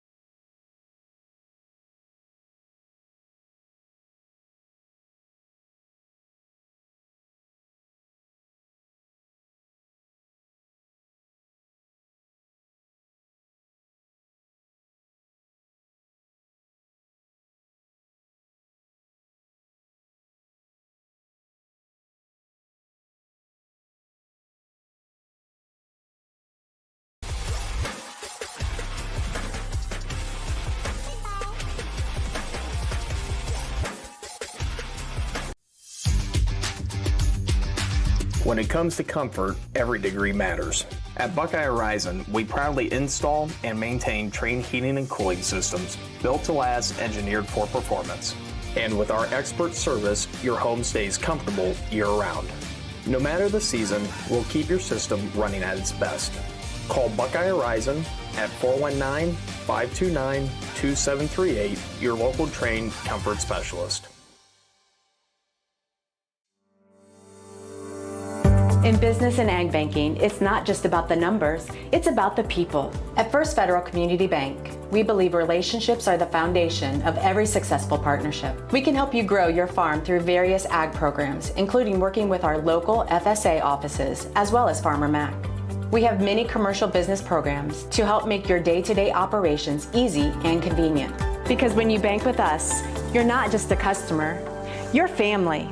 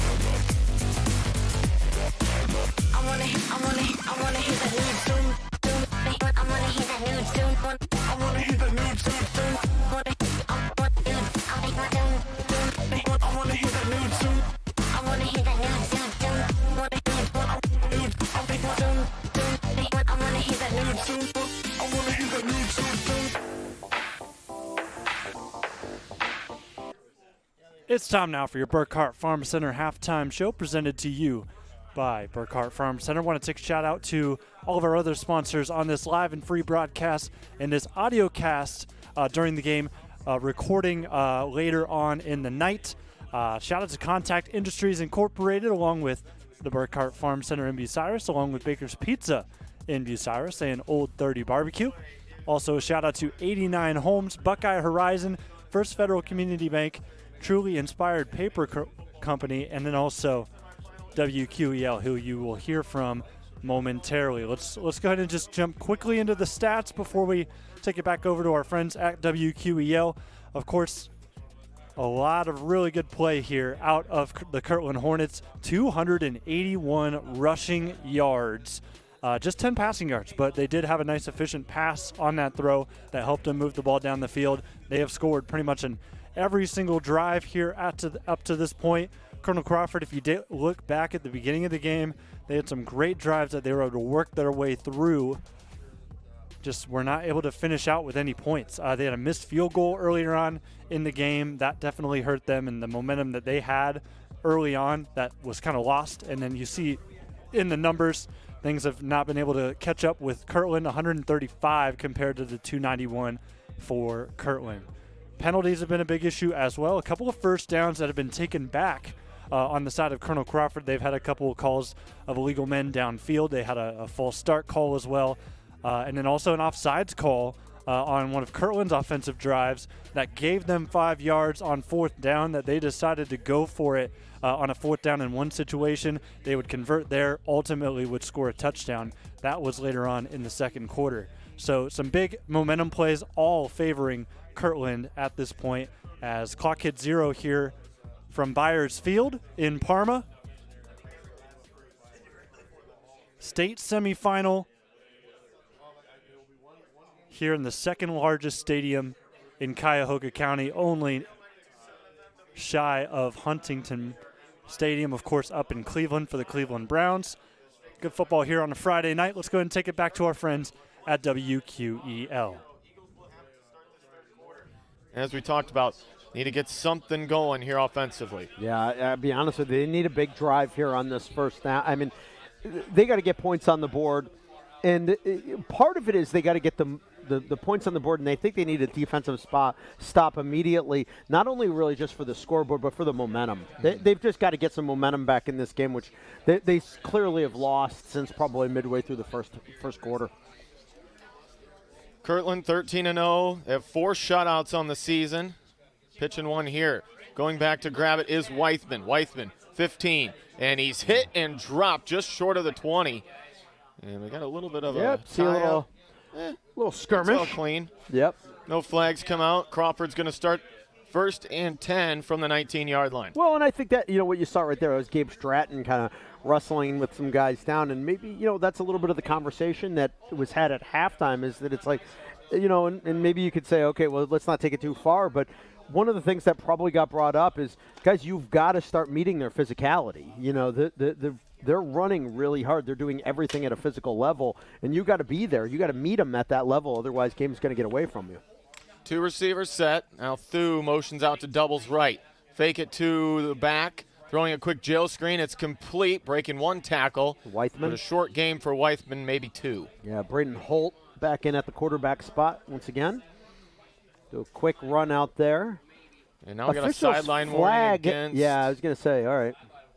Well, that's Kurt. He's motioning against Kirtland. That should be a penalty because they had a warning already.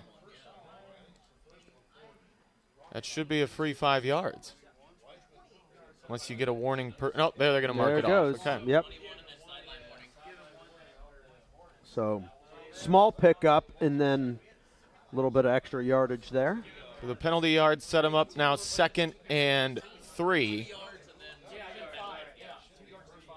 3 receivers left. Holt's going to hand off. Back moving right side, trying to bounce it out. And he's going to be close to a first down. I don't think that was McMichael. It was McMichael, yep. 21. Treadwell's the one that pushed him out, but Crawford gets the first down. Yep. That is first down number 11 for the Eagles. 2 receivers left. They'll go 1 to the right.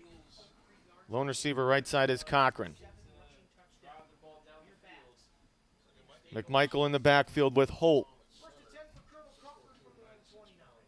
Tight end right. Cochran goes in motion. They go to McMichael straight up the middle. Flag down. Over the 30, but yeah, flag's out. I believe, they're going to go chop block. Chop block on this one against Colonel Crawford. So they get the free 5 yards, but now they'll mark them back. Yeah, on this first down, probably would have been a 3-4 yard pickup there on first down, but as it turns out, well, he's walking in the other direction like it's against Kirtland. Okay. Did I misunderstand? Was it a personal? Okay. It's going to be a 15-yard penalty. I'm going to go a 15-yard penalty is what they called it. They definitely pointed at Crawford. Yeah. But they're saying for Kirtland went low. Yes, they went low on that one, and it's a 15-yard additional. So 2 receivers come near side to the left, tight end and a receiver right. 1st and 10 for the Eagles. Ball at their own 48. Holt's going to reverse back, throwing across his body. Pass is complete at the 41. Breaking a tackle inside the 30 and going down is 16. That's Tyler Lash. Yep.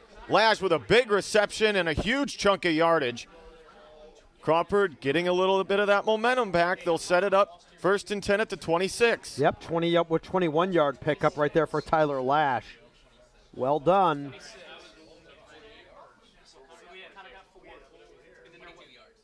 Lash will come near side with Weithman. Cochran goes to the right.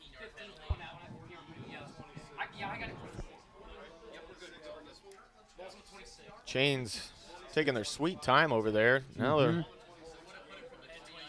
getting set up. 1st and 10 from the 26. McMichael in the backfield.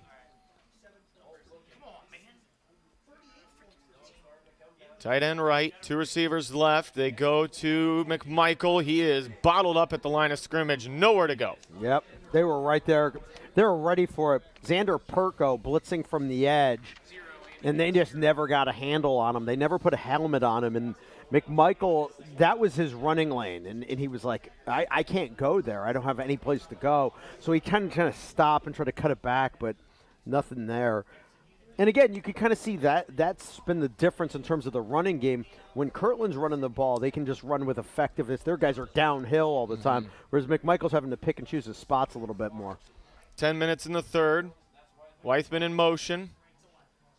Holt's going to throw again. Good block. Evades pressure. Going to throw near side. He has Weithman. Weithman spun out of bounds after a gain of about 8. Yep. Good comeback route and pitch and catch from Holt to Weithman. Sure was. I'll be honest with you. When Holt rolled out, his line did a very nice job, and Connor McMichael in particular stepping up and helping him with a block there. Sealed off that edge a little bit. Got the defense out of his face. And now a 3rd down and 2. I think it makes things a little bit easier. If they decide they want to run the football, they still can. Coaching staff can look at this and go any direction here. Avery Powers now into the ball game. Yep. He'll join McMichael in the backfield, now motion out left side. Little heat from Kirtland. They go to McMichael. McMichael into the open field. He's looking in for the end zone, and he scores. Touchdown, Connor McMichael. 18-yard pickup right there. Great play and an outstanding run for McMichael. Exactly what the Eagles needed to open up this third quarter. Good block on the outside. Yep. McMichael takes it 18 yards to the house. Yeah, that was just very well done. The blocking on the edge was excellent. Every player that was out there did a really nice job, and McMichael only had a safety to beat, and he just cut it back inside. I don't think he ever got touched on the play. On for the extra point. Clean snap. Kick is up, and it is good for Joseph Zizzo. So Crawford on the board with 9:46 to go in this third quarter. Kirtland still leading at 27-7. We'll see if the defense can step up when we come back. Searching for stationery that feels personal? Make it truly inspired. From custom wedding invitations and greeting cards to business stationery and gifts, every design from Truly Inspired Paper Company is handcrafted in Ohio. Whether you're celebrating a milestone, saying thanks, or sharing everyday joy, we make it easy to create something beautiful and memorable. Visit trulyinspiredpaperco.com and make every message truly inspired.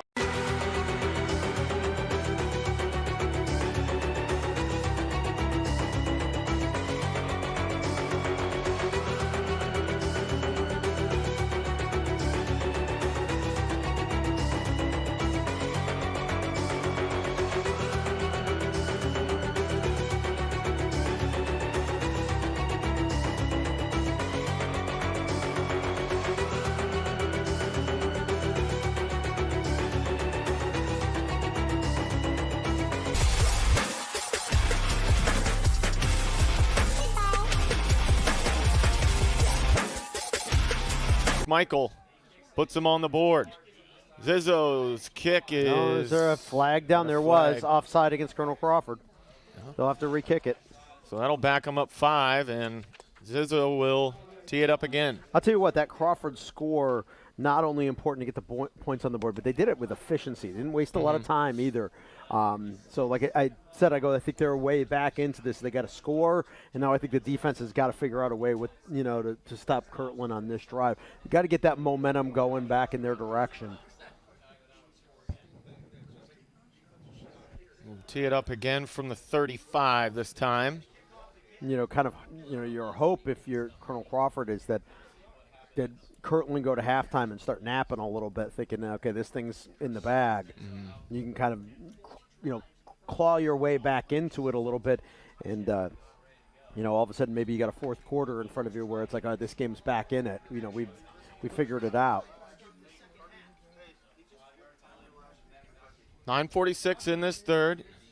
Zizzo, another nice kick. It's going to be fielded by Kamey. Kamey at the 18. Across the 20 to the 25, and that's where he goes down. He had to go all the way back to get that ball. Did the over-the-shoulder catch to pull it in. Now 75 yards in front of them. Snow continuing to fall here in Parma, Ohio. Yep, lake effect snow. We were dealing with it on the drive in. Got a little blustery and tough to see at times on the drive in, but They said, okay, by game time it should be okay. Well, makes it for fun football, but not for fun for the fans. Poor people sitting in the crowd. Love to see the people who made the drive. Everybody support their Colonel Crawford Eagles. And Carhartt. A lot of Carhartt. Exactly. Going to hand off to the back into the second level and over the 40. Man. And that was Bledsoe. Yep. 16 yards on the first play. 5th possession for Kirtland and their 13th first down. Yeah, they just can't figure out a way. The Kirtland line, what they're doing is they've got the 5 linemen, but they also got everybody else on it too. So there's like 8 guys lined up, and then the Crawford defensive line almost has to like spread wide. Like, look how wide it is. So you can see another hold there. There he is. Late Bledsoe sub again. for Crawford, and Bledsoe carrying it up close to the 50 to the 49. Got about 7 yards. 7. Yeah. And they're, again, they're trying to do 5 down linemen now, but they've still got them so spread out because there's 8 basically offensive linemen for Kirtland, and it's leaving holes for Bledsoe to hit on these first two runs. Now Kirtland trying to slowing it down in the first half. They were up on the ball right away, and they're letting the play clock get down to 10 now. Yep. I said, I'm like, nobody eats clock the way Kirtland. I was told multiple times by people going into this game. Maryland they go to the fullback, into the open field, 40, Silvestro. Pushing to the 35, and Silvestro out of bounds at the 35-yard line. Another first down for the Hornets. Yep, another 15-yard pickup right there by John Silvestro.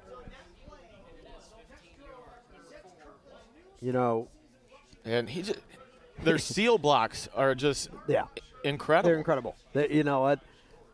Nobody get leaks your hips through. turned and your shoulders turned, and that just opens these holes up so big for the backs. Well, there's none of the guys up front on that defensive line for Colonel Crawford are making tackles. Like, they're just swallowed up by the blocking in front of them. And then, the backs are basically forcing the linebackers to figure out where the hole is. Or where Again, the ball fullback dive over the 30.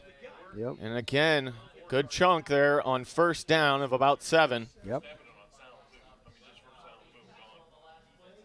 Tell you what, another, like I said, just good power running right there. Inside the 30 to the 29-yard line. Bledsoe again. But there, there was a good example. It was Luke Chrisman, who's a big defensive lineman, got a hold of him on the waist from behind him. But, he drug him like 3-4 yards because they just don't stop.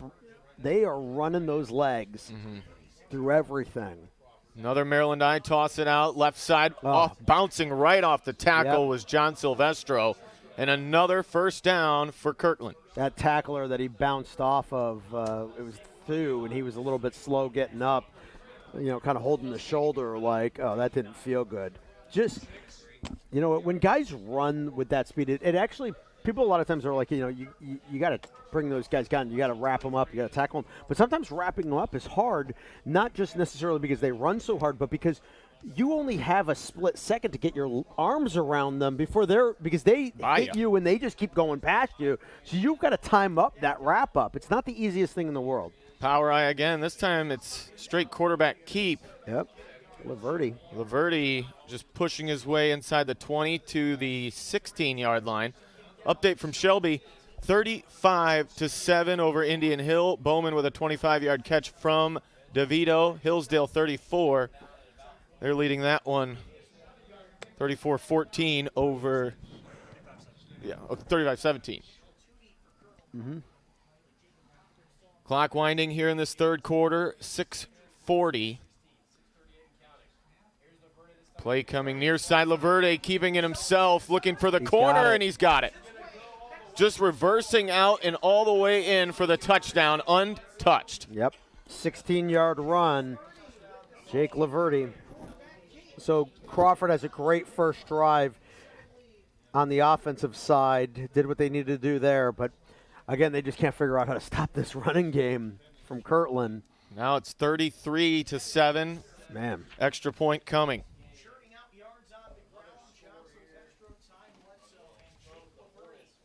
Marco Valentic onto the field. Game clock is now stopped with 6:30. Kirtland eating about 3.5 minutes off the game clock. And actually, they're going to go for two. Yeah. Try and get it up to 35. Yeah, Silvestro alone in the backfield. He'll get the pitch. Yep, that's going to be a false start. Yep, forget it. I wonder if they're going to kick the field goal. Yep, there it is. Bring the extra point team in. So the false start against the Hornets will change up the thought process. Valentic will come in for the extra point. Coach Bruner and I were having this conversation really a couple of years ago, and we were talking about the fact that a lot of times with high school coaches, they get caught up trying to do a little too much. And he said, I think that sometimes I think I was guilty of that early in my coaching career, trying to do too many things. He goes, I knew how to coach everything, so I was trying to do it all. And you can see point is good. This team is just the perfect example of you don't need to do a lot. Just do what you do and do it so well that it's hard for the other team to figure out what to do against it. Everything is their bread and butter. Yep. 34-7, Kirtland over Colonel Crawford. We'll take a quick break and be back. Eagles with the football right after this. I'm Steve Krall, president of First Federal Community Bank. And here at First Federal Community Bank, our playbook consists of the 3 C's: care, curiosity, and courage. Just like your team, our 3 C's strengthen our communities and our team here at First Federal Community Bank. On behalf of our team here at First Federal, we want to wish all of our area teams and coaches the best of luck this season. Yes!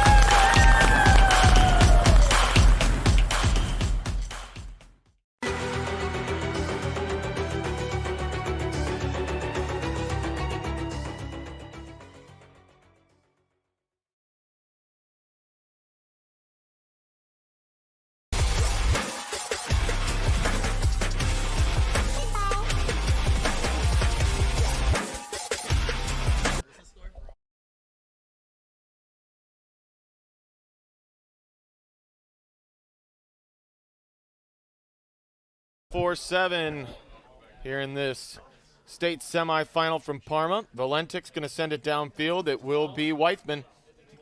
15-20, 25. Weithman pushing up to the 30. And they'll mark him at the 33-yard line is where Crawford will bring the offense back out on the field. And start 1st and 10. Scoring on their first possession of the second half. Need to keep that momentum. Yeah, I think offensively, I think they did some really nice things there. They just got to do it again here. They got to do it fast. They scored the first time in about 3 minutes, and I think they got to do it pretty similarly here. It's not just getting the points on the board. The clock is really working against them at this point in time. 6:24 in the third. Peyton Baker going to be come back into the quarterback spot. We'll shuffle the wing and the tight end right side. Fake it to McMichael, wanting to throw deep down the right side on a flag. Oh, Incomplete. that was just a good defensive play. Right off his fingertips. I'll tell you right now, the defender covering on that play knocked that ball out of his hand. I mean, I think it was, I don't know if I got the number right. Thu was the intended receiver. Absolutely, and I think it was Howie Ayers on the other side. Because that was not a bad throw by Peyton Baker at all. He put enough air on it, was letting Thu run under the ball, and the defender just kind of closed the gap of distance between the two of them, got his hand out there, and was able to knock it away. Eagles go trips right. In the shotgun, turns, and looking to do it with his feet. Bouncing it left side over the 30, and a good strong tackle over there. Brings down Baker. Yep.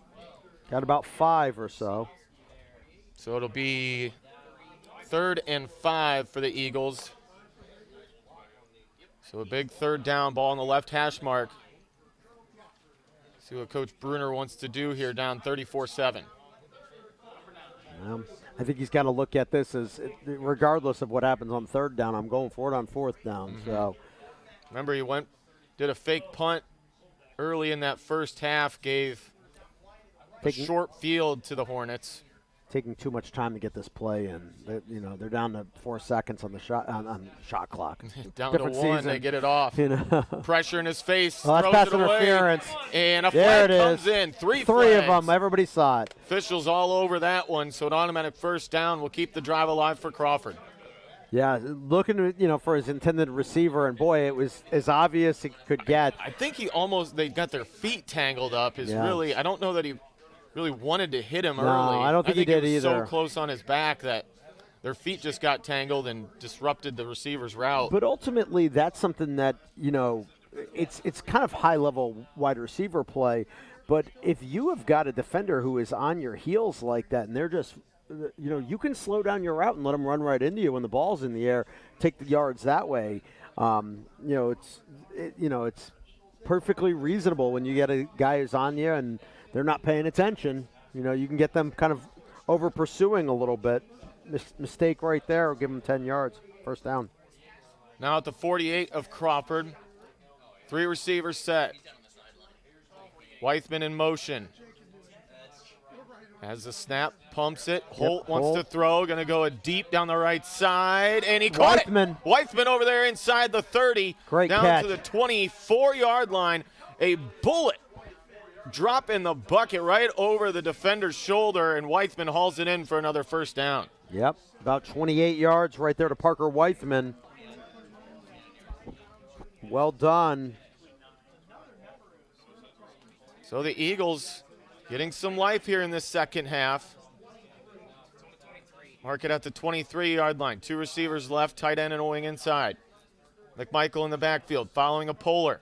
Bouncing it right side, trying to turn the corner, and he runs into a wall. Man, they are not messing around when it's time to hit. They see their chances. And right there, like you said, McMichael ran into Evan Kaprowski, 6'4", 170. That's quite the collision there. Yep. As you got McMichael, 6 foot 210. But Kirtland's so good at tackling. They get hats on the football, and no gain on that play for McMichael. As you said earlier, probably 4-down territory, looking at 2nd and 10. It's definitely 4-down territory. Nothing else is going to help but touchdowns here for Colonel Crawford. 2 receivers left, and there's a flag. False Calls start. on, Crawford's going to give up another 5 here. So now 2nd and 15 for Crawford.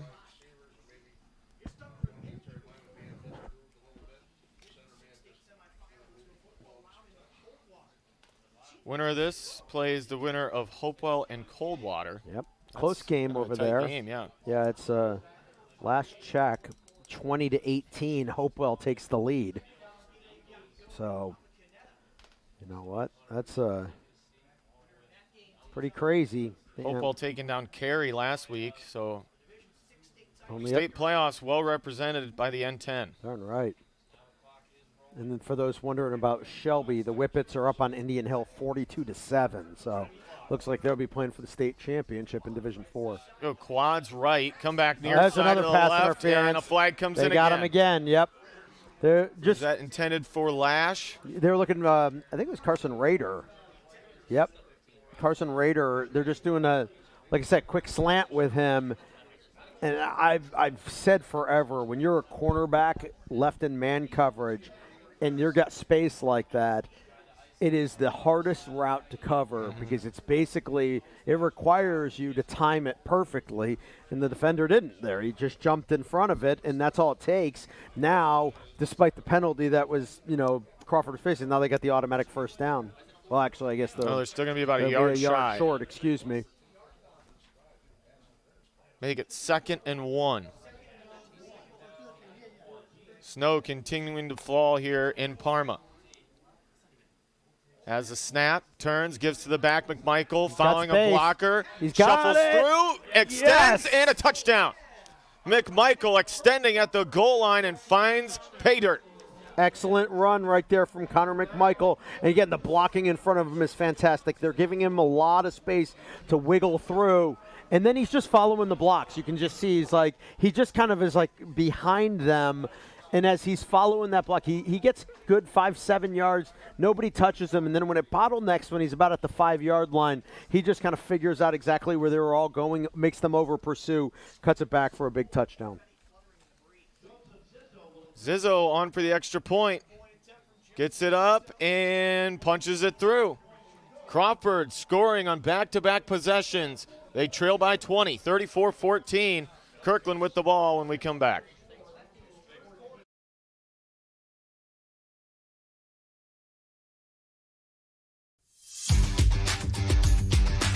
When it comes to comfort, every degree matters.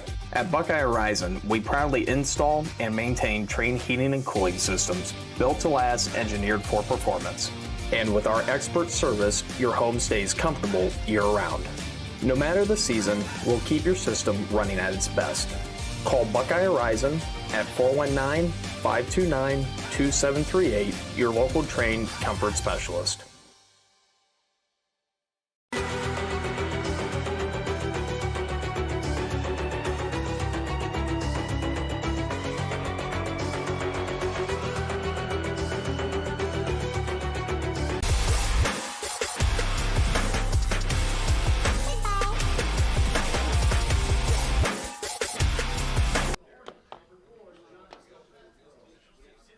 Josh Stallings, Jeff Roberts with you here on WQEL. Crawford scoring twice here in this third quarter. Yep. They're moving the ball offensively, just not getting the stops defensively, and they're going to need it here. They have yet to stop Kirtland tonight. Yeah, I'm telling you.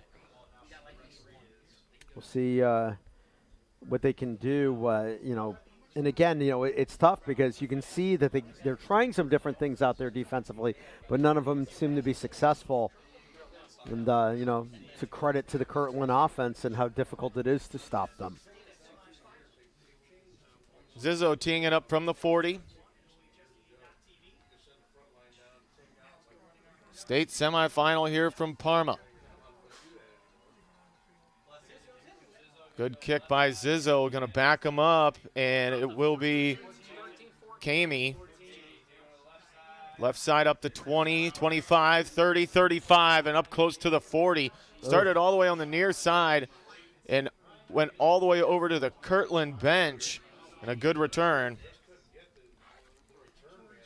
Short field now for the Hornets. Yeah, Zizzo trying to come over to get help. Now got thrown well into the Kirtland bench over there. He's going to walk over to his sideline and be like, I'm a kicker. What are they doing? This ain't right. I want to make the exactly. tackle. Yeah. Teammates meeting him over there going, look, good effort, man. Way to stick your head in there. So actually mark it back at the 36-yard line. 1st and 10 for the Hornets. Maryland eye again. Laverde under center, turns, and he's going to keep it. Turns up off tackle, and a gain of 4 to the 40. Just over the 40, close to the 41. I think part of what is challenging about this, like you said, there's this misdirection component of it, but it's also because of the amount of linemen they have and the way everybody's blocking and stuff like that. They're forcing these linemen not only hold their position, but to cover 2 lanes. It's not just like one gap assignment. It's like, okay, there's so much space between the linemen that it's not just a 1 gap assignment. It's a 2 gap assignment, and it's hard to figure out where the ball is. You're getting double teamed most of the time, and you're covering 2 gaps. It's been really challenging for Crawford. Silvestro deep in the Maryland eye, and now. Oh, something came out on timeout. Yeah, no, they did.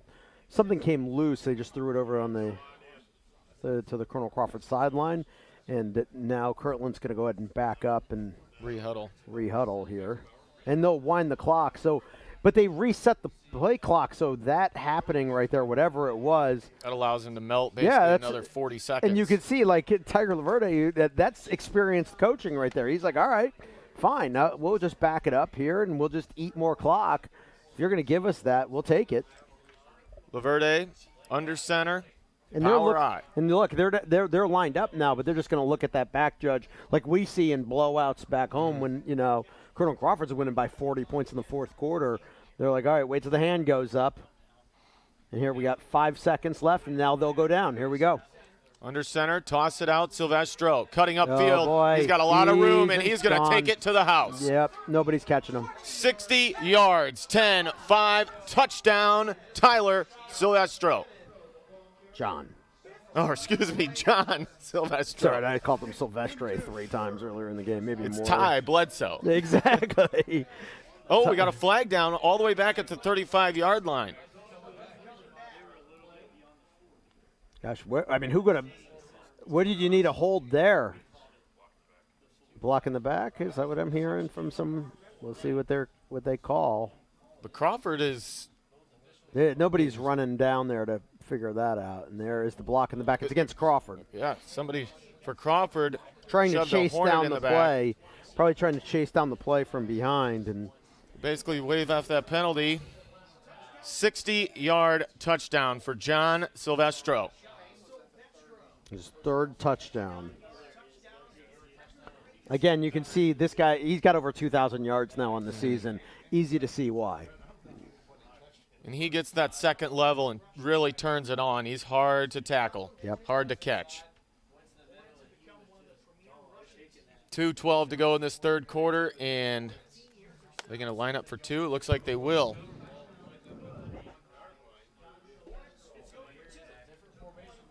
Laverde in the shotgun. Has the snap. He's going to keep it himself, turns the corner, and he's untouched in for the two-point conversion. 42-14. It is Kirtland on top in the state semifinal from Parma. We'll be back on WQEL as Crawford will try and respond when we come back.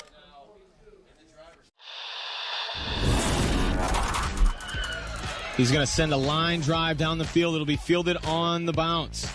That is Schieffer. Schieffer finds a hole at the center. Schieffer turns on the burners. Schieffer could go. He's at the 50, 45. He's got one man to beat. Schieffer with the ball in his left hand. He's going to take it to the house. Whitford opens up the second half with the kick return touchdown.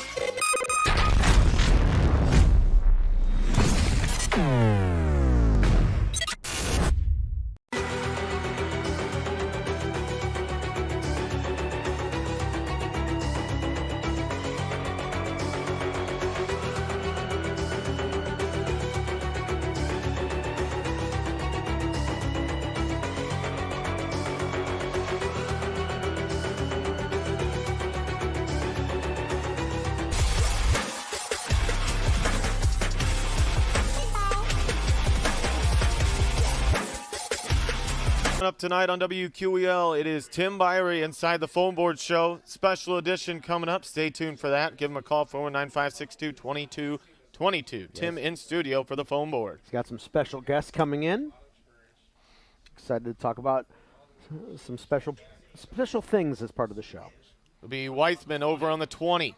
Comes center of the field. Weithman looking for a couple blocks. Keeps his feet. Move. 30. Skips through again. Goes down at 35, but we don't have a flag. Yep. They're going to throw a flag down. That will probably take the Eagles back 10. It is a hold against Crawford. Yep. Their sixth penalty here in the game.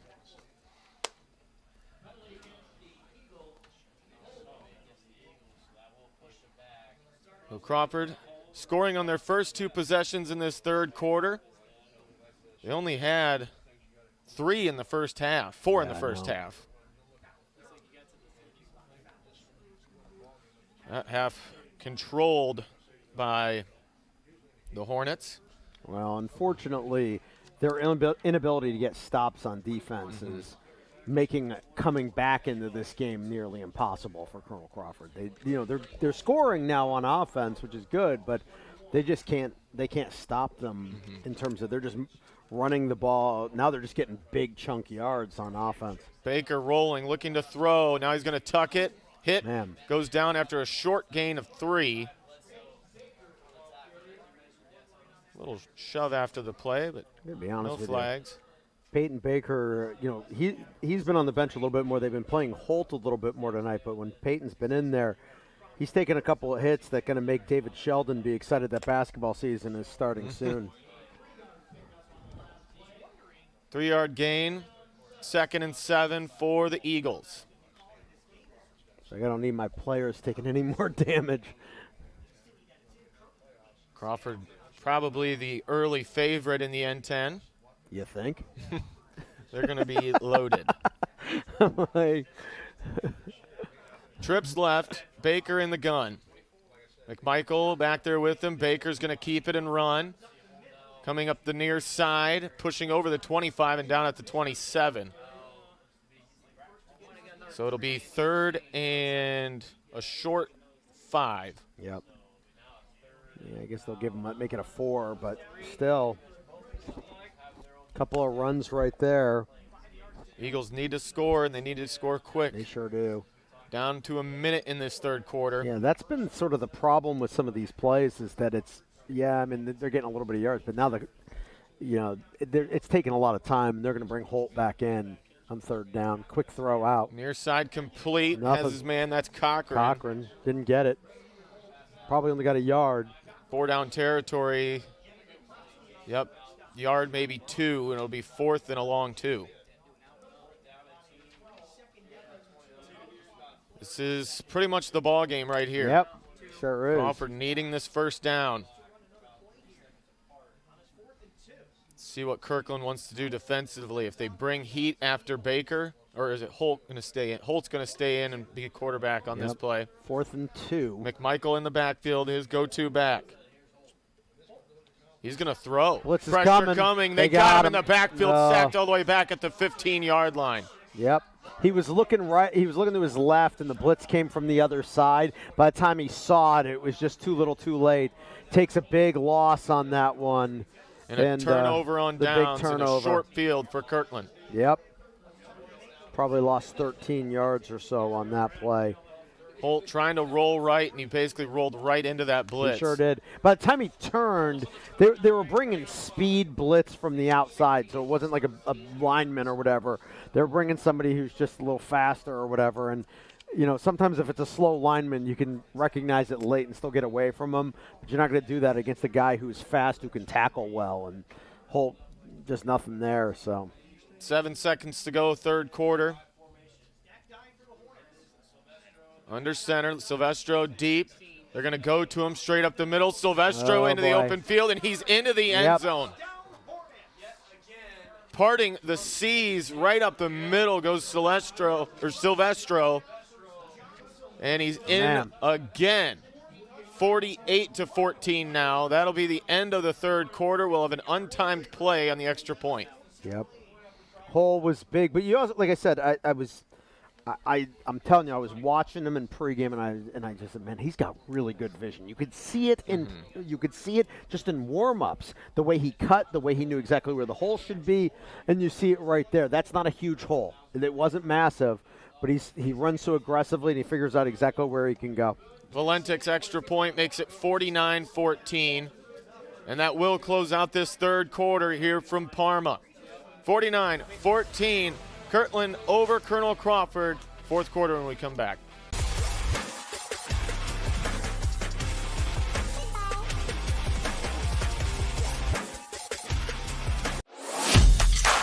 I'm Steve Krall, president of First Federal Community Bank.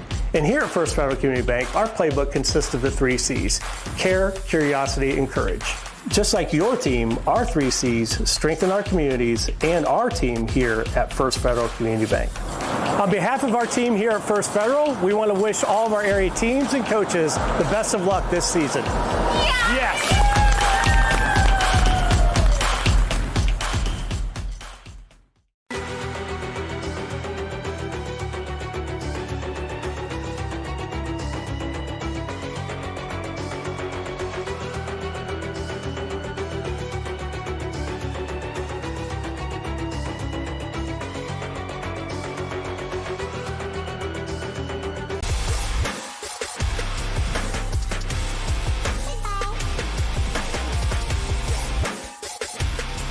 Josh Stallings, Jeff Roberts with you tonight on WQEL and the OH Report. A one-play drive for Kirtland. Yep. Makes it 49-14. They get the big sack on fourth down. And Silvestro right up the middle for the touchdown. Valentik sends a bouncer downfield. Picked up by Weithman. Weithman, 25-30. 35, Weithman still on his feet and gets knocked down at the 35. Trying to skip through a hole there and kick coverage, able to bottle him up, knock him down at the 35. And we do now have, once this ball gets set, clock will start, and it will only stop on change of possession or if Crawford can score. And according to what I'm seeing right here, because it doesn't look like a miracle is let's be honest. I mean, like a running clock. It seems as if Kirtland will be playing in the state championship game. Again, sad to see. But it looks like they're going to be playing Hopewell Loudon because I'm seeing a final score of 20-18. They defeated Coldwater. So and that's an upset. I'd call that an upset. So, again, team that will be joining the N10 next year. So, you know, Colonel Crawford will end up seeing Hopewell Loudon, but they'll be playing for a state championship. Motion a guy near side to the right. They're going to hand off McMichael, trying to turn the corner. Skips by one defender, keeps his feet, pushing to the 40. 5-yard pickup on first down for McMichael. Yep. Good block on the outside by 78 big Payne DeGray. It'll be interesting to see, Hopewell Loudon. We know how well, for our area, we've seen how well Crawford runs the ball, how much Carey ran football. Carey got annihilated by Hopewell Loudon a week ago because they can stop the run. Can they stop this running attack against Kirtland? Will be interesting. Low snap. Baker, though, picks up the first down. Yep. Good to see the holding off his shoe tops. The fight is still there right now for Colonel Crawford. Game clock rolling at 10:10 in the ball game. Again, so much to be proud of for the Colonel Crawford fan base. Been a great couple of years. The basketball team deep this year. Football team been amazing this year. State Final 4. Lash wide to the right, 2 receivers wide left. Baker in a gun. Looking near side. Lash on the comeback. No, he's going to pump it. Baker's going to carry it. Lowers the shoulder and runs over the defender. Gets it inside Hornet territory. Pickup of about 5. Yep. Lowered the shoulder, lowered his head, and the camera tried well. Yeah. I was like, Peyton, don't do it like that, man. Put his head 2 right screws. into the chest. Oh, yeah. 9:20 in the ball game. Crawford, not much hurry up out of the Eagles. Yeah, Weithman wide left, Lash wide right. At this point in time, it's get some points on the board, make it look a little respectable. Motion a man out. They go back to McMichael. Good Skids run. up. He's got a first down, still pushing the pile, and down at the 35-yard line. Good, strong run there by McMichael. Yep. Able to jump cut through the line of scrimmage, got to the second level, and moves the chains. Yeah, I'll say about a 14-yarder. Connor closing in on 100 yards in the game. Hasn't been the easiest for him all night, but he's played relatively well. You can't, ask him necessarily to be like, you got to get me 250 yards. I mean, he's doing his part. I think the offense has actually kind of picked it up a little bit, certainly in the second half. They got the points on the board, but also you just see they're just a lot more efficient with the football right now. Baker wants to throw over the middle. Pass is caught. Very short gain. I think it was Rowan Thew. Little arrow route. Broke out, then came back across the line of scrimmage, but a lot of traffic in there and not a lot of room for Thew. Yeah, just got a 1-yard pickup there. So, trying to set up that screen. Less than 8 here from Byers Field in Parma, Ohio in the state semifinal. Baker in the gun. Shotgun snap, turns, gives. It's McMichael again, breaking a tackle. McMichael to the outside, breaks another tackle, keeps his feet, still driving down the line. Great run. Up the sideline, McMichael, and another first down for Crawford. Outstanding running right there for Connor McMichael. You're just seeing right there when Connor's running the football that it's like, even against really good teams, the best teams in the state, he's hard to bring down. It doesn't matter. Like, and it sounds kind of silly to say, but it's like for all the teams that are kind of in the N10 that are like, oh, yeah, he killed us this year. It's like, well, he kind of kills everyone. Yeah. Like, he's just that talented of a guy. Baker fakes the handoff, going to keep it himself. Baker with a block. Baker up the middle, pushing for the end zone. No signal yet. There it is. Touchdown, Crawford. Nice run by Peyton Baker. Yep. Quarterback keep up the middle. Baker making a few guys miss. That was a run by Peyton Baker that says, I got to get in the end zone because I know if I get to the 1, coach ain't going to give it to me from here. He's like, I'm taking this myself. You're going to give it to the big boy. I want this touchdown. He got it. Baker does it with his feet there, and that'll stop the running clock. 49-20. And I think they're going to go for 2. They will. Baker again will stay at quarterback. Bunch 3 receivers left. Now they'll motion a man right. Fakes the handoff. Baker rolling, Trying to looking set- there it is. backside, back corner, flag, got it. Is that through? This is Dom Dean. Number 5, Dominic Dean. Dean came from the near side tight end, went all the way across, and an over-the-shoulder catch by Dom Dean puts up the 2-point conversion, and it's 49-22. 6:57 to go in the ball game. Kirtland with the football right after this. He's going to send a line drive down the field. It'll be fielded on the bounce. That is Schieffer. Schieffer finds a hole at the center. Schieffer turns on the burners. Schieffer could go. He's at the 50, 45. He's got one man to beat. Schieffer with the ball in his left hand. He's going to take it to the house. Whitford opens up the second half with the kick return touchdown. Man.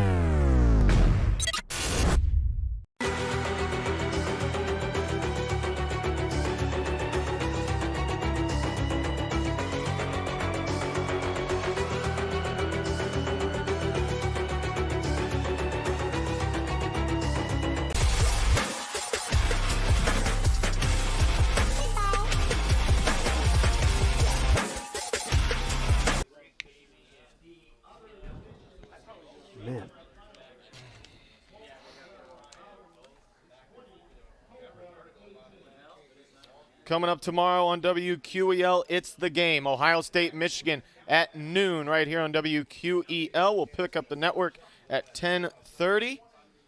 Ohio State and Michigan tomorrow. Onside kick attempt. Trying to cover it up, and I think they got Crawford it. said they got it. The Pat McAfee special. I think Zizzo recovered his own onside kick, and he did. He's like, that's what you get for hitting me. Good Beautifully plays, done Zizzo. by Zizzo. Crawford still fighting here in this fourth quarter. Darn right.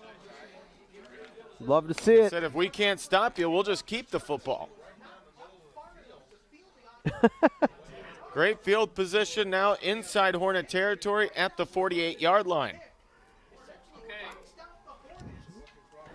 See what Crawford can dial up here. Again, still got quite the uphill climb in front of him, but still, got to take your baby steps. Here's the first one. They shut down the running clock at 49-22. He'll be in Holt again to the quarterback spot. 2 receivers left with a tight end. Lash the wide receiver right. Now they motion Weithman. Pump it to him. Blitz coming. Pressure, screen over the middle. They got McMichael. McMichael hit immediately, able to get about 5 yards. Man. Falls forward over the 45. They'll mark him at the 44. Holt Pressure bearing down on Holt. Yeah, He took a hit. He took a big hit on that play. But stood in there and got it over to McMichael. Coach Dave Sheldon cringing. Oh, amen to that. It's like 15-game football season. They're killing me. Yeah, they're backed up. They won't play their first game until December, was it 13th or 16th? Yeah. 16? Okay. 2 receivers left. Lone receiver right. McMichael in the backfield with Holt. They're going to toss it back. There's a Trick play. Across the the defender got his hand up. Weithman wanted to throw it. It was number 6. That was Van Winsteller. Or no, excuse me. Yep, wrong team. Wrong team. That was Mario Lorber getting his hand up. And Lorber's playing a nice game defensively. Yeah, He's very solid. He picks that. He's probably taking it all the way back definitely. unless Weithman can turn around and chase him down. Weithman, wide receiver right. Lone receiver left. 2 backs in the backfield with Holt. 6:05 in the fourth. Holt's going to fake it, throw it across the middle, incomplete. Slant, and a late flag. They're going to get him for another pass interference. Official thought about it for a second. Yep. The ball was a little bit behind the intended receiver. I think that's the only reason he didn't throw it faster, is I think he was looking at it going, was it a catchable ball? Because it was a little bit behind him. And then he thought about it for a second, and he goes, he still got his hand on it. Mm-hmm. And, yeah, like maybe he readjusts if the cornerback doesn't run into him. So this is the second most points led up by the Hornets this year. And Crawford threatening again inside the 30 at the 29-yard line. So the pass interference sets them up 1st and 10. Unfortunately, it's also tied for their most points scored in a game. So that's where therein lies the struggle. Motion man, they'll go to quads left. Holt's going to come back near side Weithman Weithman for the jailbreak. Weithman carrying a defender forward inside the 20 to the 15-yard line. Another first down for Crawford. Yeah, I love to see Parker Weithman just dragging a defender. Weithman, not a big kid, just 5'11", 165, but very fast and had the momentum going, and the defender just couldn't drag him down. Fresh set of downs for the Eagles, 5:45 in the ball game. Yeah, some guys are light and they're easy to bring down, and then there are other guys who maybe they're not very big, but they just have a lot of functional strength. Hand off to McMichael, and he had nowhere to go, trying to turn the corner on the right side, and multiple hats to the football by Kirtland. Yeah, maybe got a yard on that one. Ball spotted just inside the 15. Clock continuing to move down to 5:12. Tim Byrie coming up inside the phone board show. Some special guests joining him here tonight. So stay tuned for the phone board show on WQEL 92.7 FM. They'll motion McMichael out wide right. Again, Holt wants to throw one-on-one into the end zone. He goes up for it, incomplete. The flag. It was a jump ball. Yep.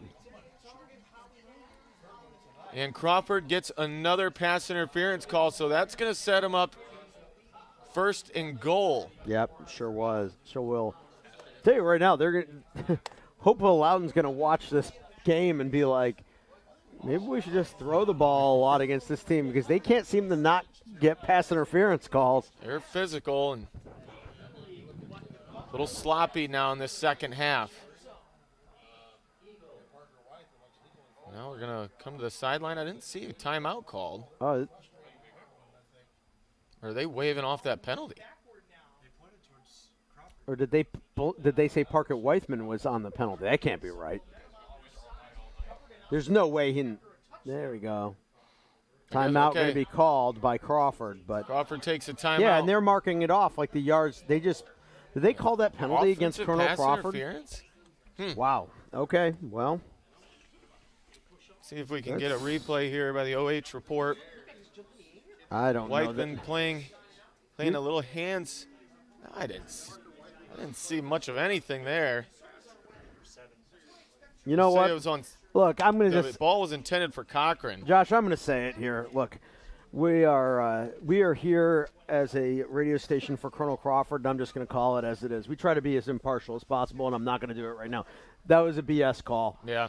Let me just say it out. There was nothing to pull the flag out on that. You know what? Just a simple one-on-one coverage. Yep. On a jump ball into the end zone. I'm going to be a homer. I don't care. They're getting a little flag happy. Yep. 49-22. St. Henry beats Columbus Grove 13-10, and they'll play Hillsdale, who dominated McDonald tonight, 41-14. Yep. There's Holt doing an outside pass. Just little there was a miscommunication between him as intended receiver. There's Weithman. Weithman went down the field, and I think he was expecting a cutback. So, clock stops. 4:44 to go. Eagles now following that offensive pass interference, facing a 3rd and 24. 4-down territory, of course, for the Eagles. Cochran goes wide left. Eagles out of the end 10. Their lone loss came at the hands of Carey. Here we go. Pumping, rolling right, throwing right, and just put it into the turf. Yep. Holt. Pressure in Holt's face. Got to give a lot of credit in terms of what, the way Kirtland brings blitzes. They kind of just sneak guys through gaps. It's not like they're coming from always wide, or like, they kind of come from different angles and different places. And they're almost read blitzes, like they're not coming right away. They wait a split second and then find the hole and go. Well, and it's tough for an offensive lineman who's not accustomed to seeing that a lot. They got to be on sort of the same page. Like there's got to be a lot of communication between the linemen of who's picking guys up. You know, can I leave my blocker, the guy I'm blocking? Can I leave him off to somebody else so I can help pick up this guy? It's really challenging to figure out your blocking patterns and against a team that is doing that type of blitzing. Two receivers below us to the right. Has time up in the pocket's going to lob it up. A little bit of a fluttering pass. I think Dom Dean brought it down. He did. Completed inside the 10 at the 5-yard line. Wasn't the prettiest pass, but Dom Dean hauls it in. Yeah, that's a first down for sure. Going to go 24-yard pickup to Dom Dean. Under a bunch of pressure. I have Colonel Crawford for 20 first downs. Oh, that doesn't surprise me.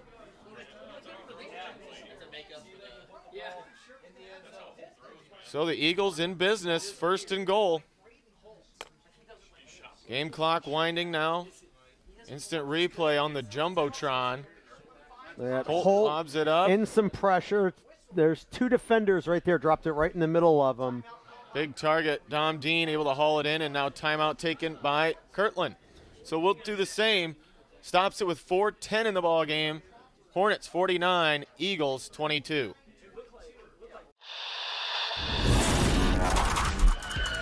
He's going to send a line drive down the field. It'll be fielded on the bounce. That is Schieffer. Schieffer finds a hole at the center. Schieffer turns on the burners. Schieffer could go. He's at the 50, 45. He's got one man to beat. Schieffer with the ball in his left hand. He's going to take it to the house. Whitford opens up the second half with the kick return touchdown.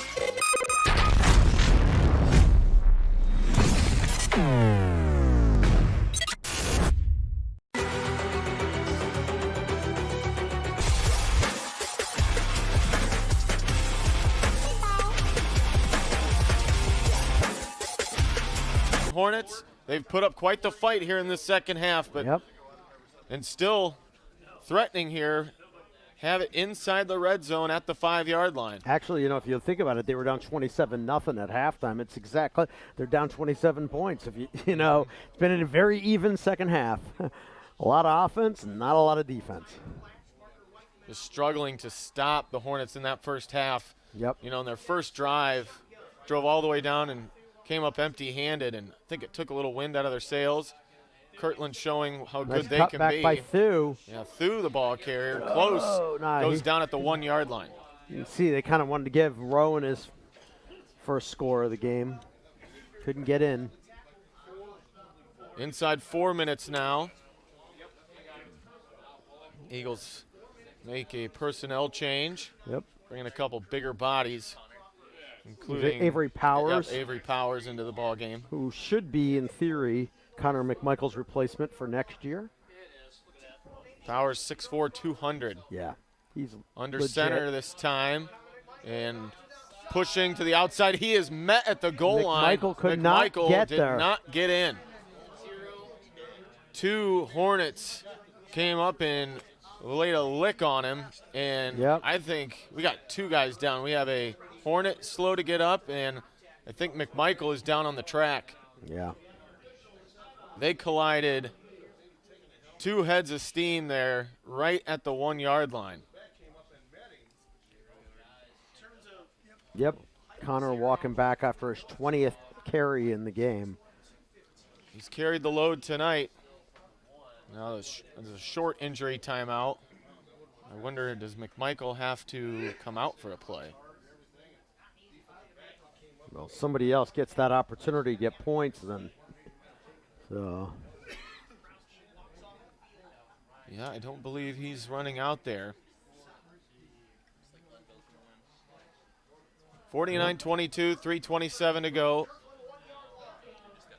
It's Holt under center. 2 backs behind him. Holt turns, gives. It was McMichael. Bites out. Okay, McMichael is carrying, reaching for the goal line. They're going to mark him short again. Ball came out late, but they mark him down. Yeah, I think he was down when that came out.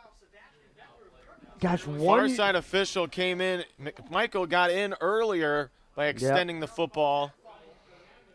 But they'll mark him just shy that time.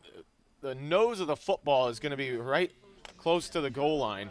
We do have an injured player. It's kind of a one-on-one, and give a lot of credit to the Kirtland defensive back who's kind of stuck on an island over there. That McMichael's not an easy guy to bring down. We know that. But he just went low, got him right there, got him around the ankle, got him around that leg, and then, kind of tripped him up as he was trying to lean forward. Not sure of the injured player. It is a Colonel Crawford Eagle. Sure is. So now it's going to be 3rd and goal. As soon as we resume play, but I think they're just stretching him out. A rare cramp that comes in 20 degrees. Exactly. Not like beginning of the season cramps. But I think an offensive lineman for the Eagles is being treated out there. So we'll take a quick timeout. 3:08 to go here in the state semifinal. 49-22 Hornets over the Eagles. We'll be back. He's going to send a line drive down the field. It'll be fielded on the bounce. That is Schieffer. Schieffer finds a hole at the center. Schieffer turns on the burners. Schieffer could go. He's at the 50, 45. He's got one man to beat. Schieffer with the ball in his left hand. He's going to take it to the house. Whitford opens up the second half with the kick return touchdown.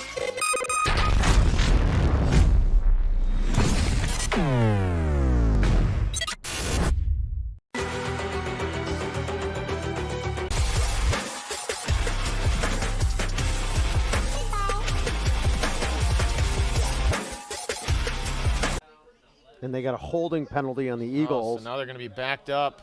It'll be 3rd and goal from the 11. Motion man right to left. Holt in the gun. Pumps, reversing, has pressure on him. Bearing down, gets rid of it, though, into the end zone.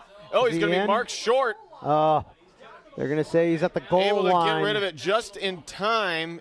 Throwing back across his body, completed it. That was Rowan Thu. Thu had to come to a complete stop, grabbed it, but now it's going to be 4th and goal from the 1.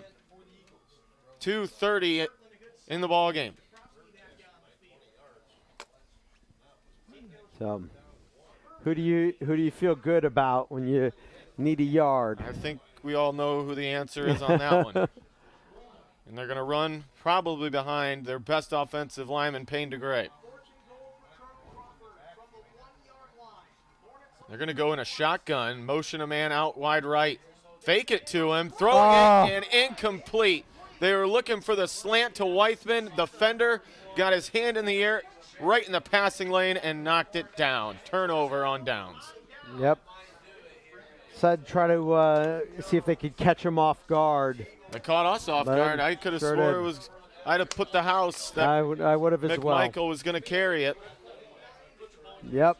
And I just think that there are times where when you get into a scenario like that, you just got to say we're going to give it to our guy, and we'll hope for the best. Unfortunately, it didn't pull out and it didn't work out. That is, and it's been a Carroll is right. Yeah, well said. Do we give it to our horse or do we try and throw it?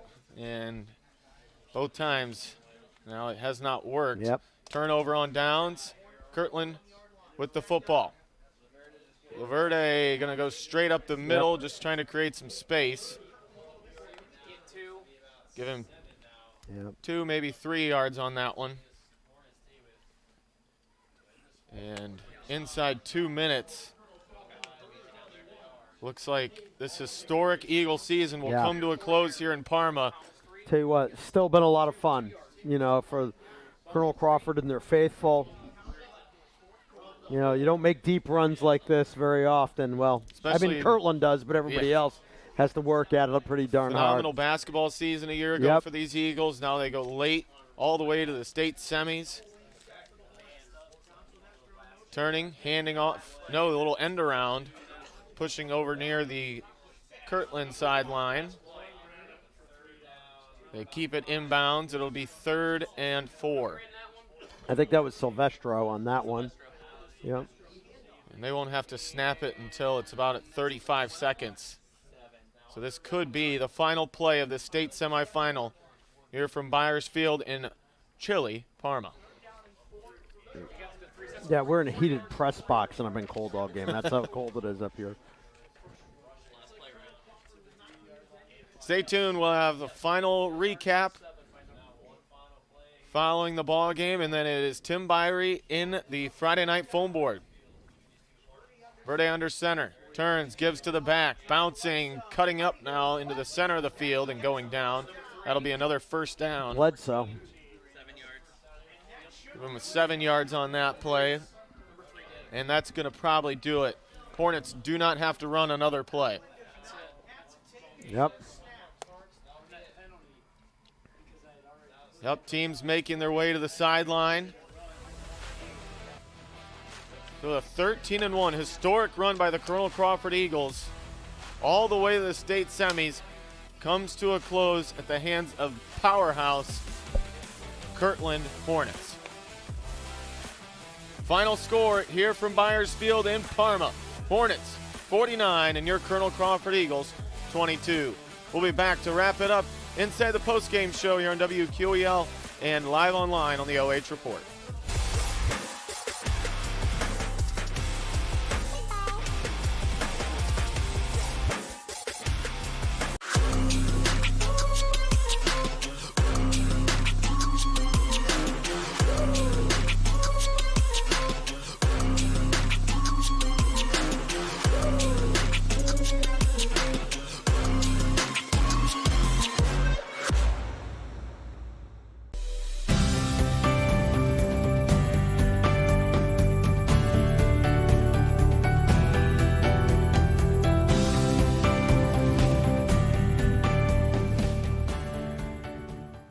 Searching for stationery that feels personal? Make it truly inspired. From custom wedding invitations and greeting cards to business stationery and gifts, every design from Truly Inspired Paper Company is handcrafted in Ohio. Whether you're celebrating a milestone, saying thanks, or sharing everyday joy, we make it easy to create something beautiful and memorable. Visit trulyinspiredpaperco.com and make every message truly inspired.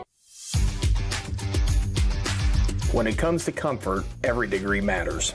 At Buckeye Horizon, we proudly install and maintain Trane heating and cooling systems built to last, engineered for performance. And with our expert service, your home stays comfortable year-round.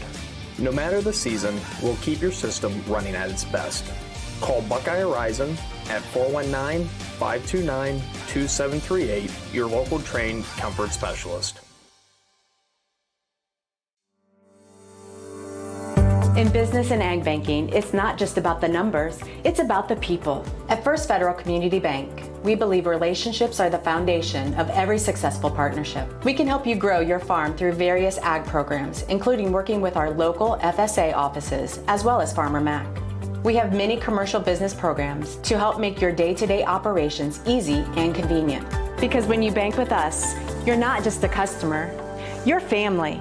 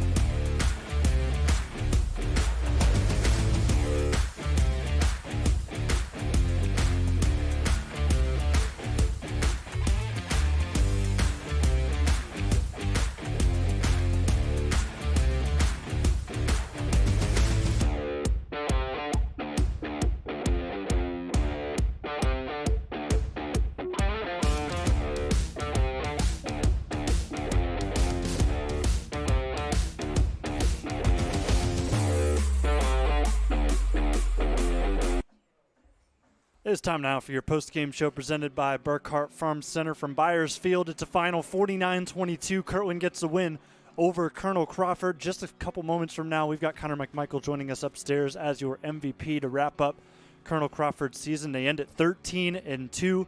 Congratulations to Jake Bruner and his group with Colonel Crawford. Their first ever appearance to a state Final Four unfortunately ends at the hands of the number one team in Division 6, who will go on to take on Hopewell Loudon next week in Canton for a state title. The Kirtland Hornets, for a 9th consecutive year, have now made their way to Canton. Playing over at the Hall of Fame Stadium next week. Should be an exciting time to see if Kirtland can come out on top. This time they fell to Coldwater in the state title a season ago. A team in Coldwater that fell to Hopewell Loudon elsewhere here tonight. McMichael has almost made his way up the stairs. We're going to take one slight quick pause. We'll be back live and free here on the OH Report.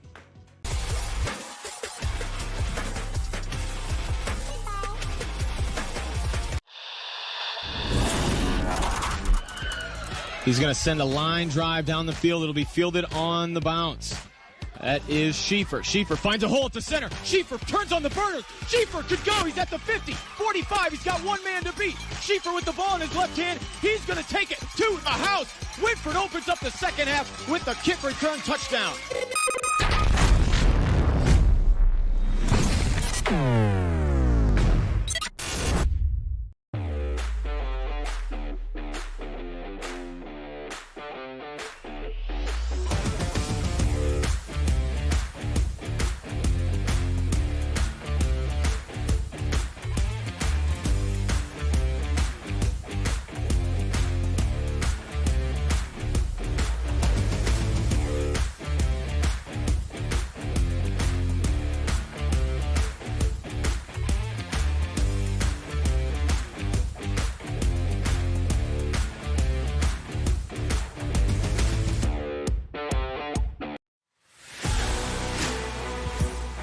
It is time now for your Baker's Pizza Player of the Game. And to wrap up a great season, we've brought Connor McMichael up. Here's a gift card to Baker's Pizza, by the way.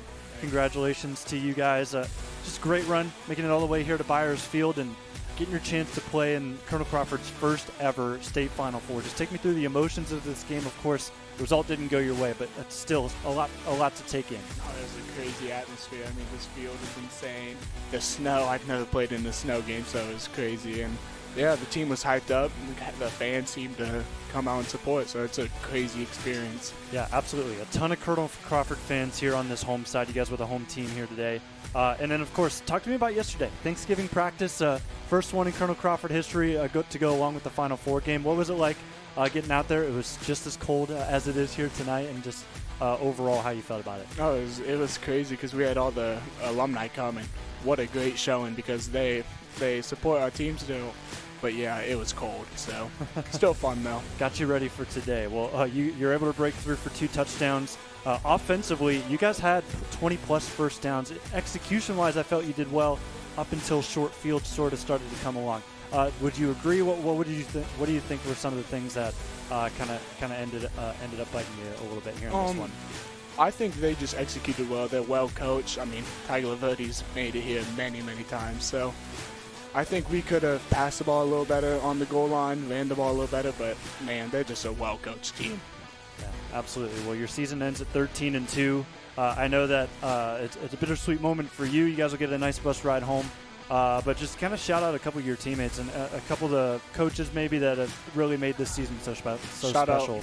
Shout out the O-line. Shout out Coach Bruner for always trusted in me since sophomore year.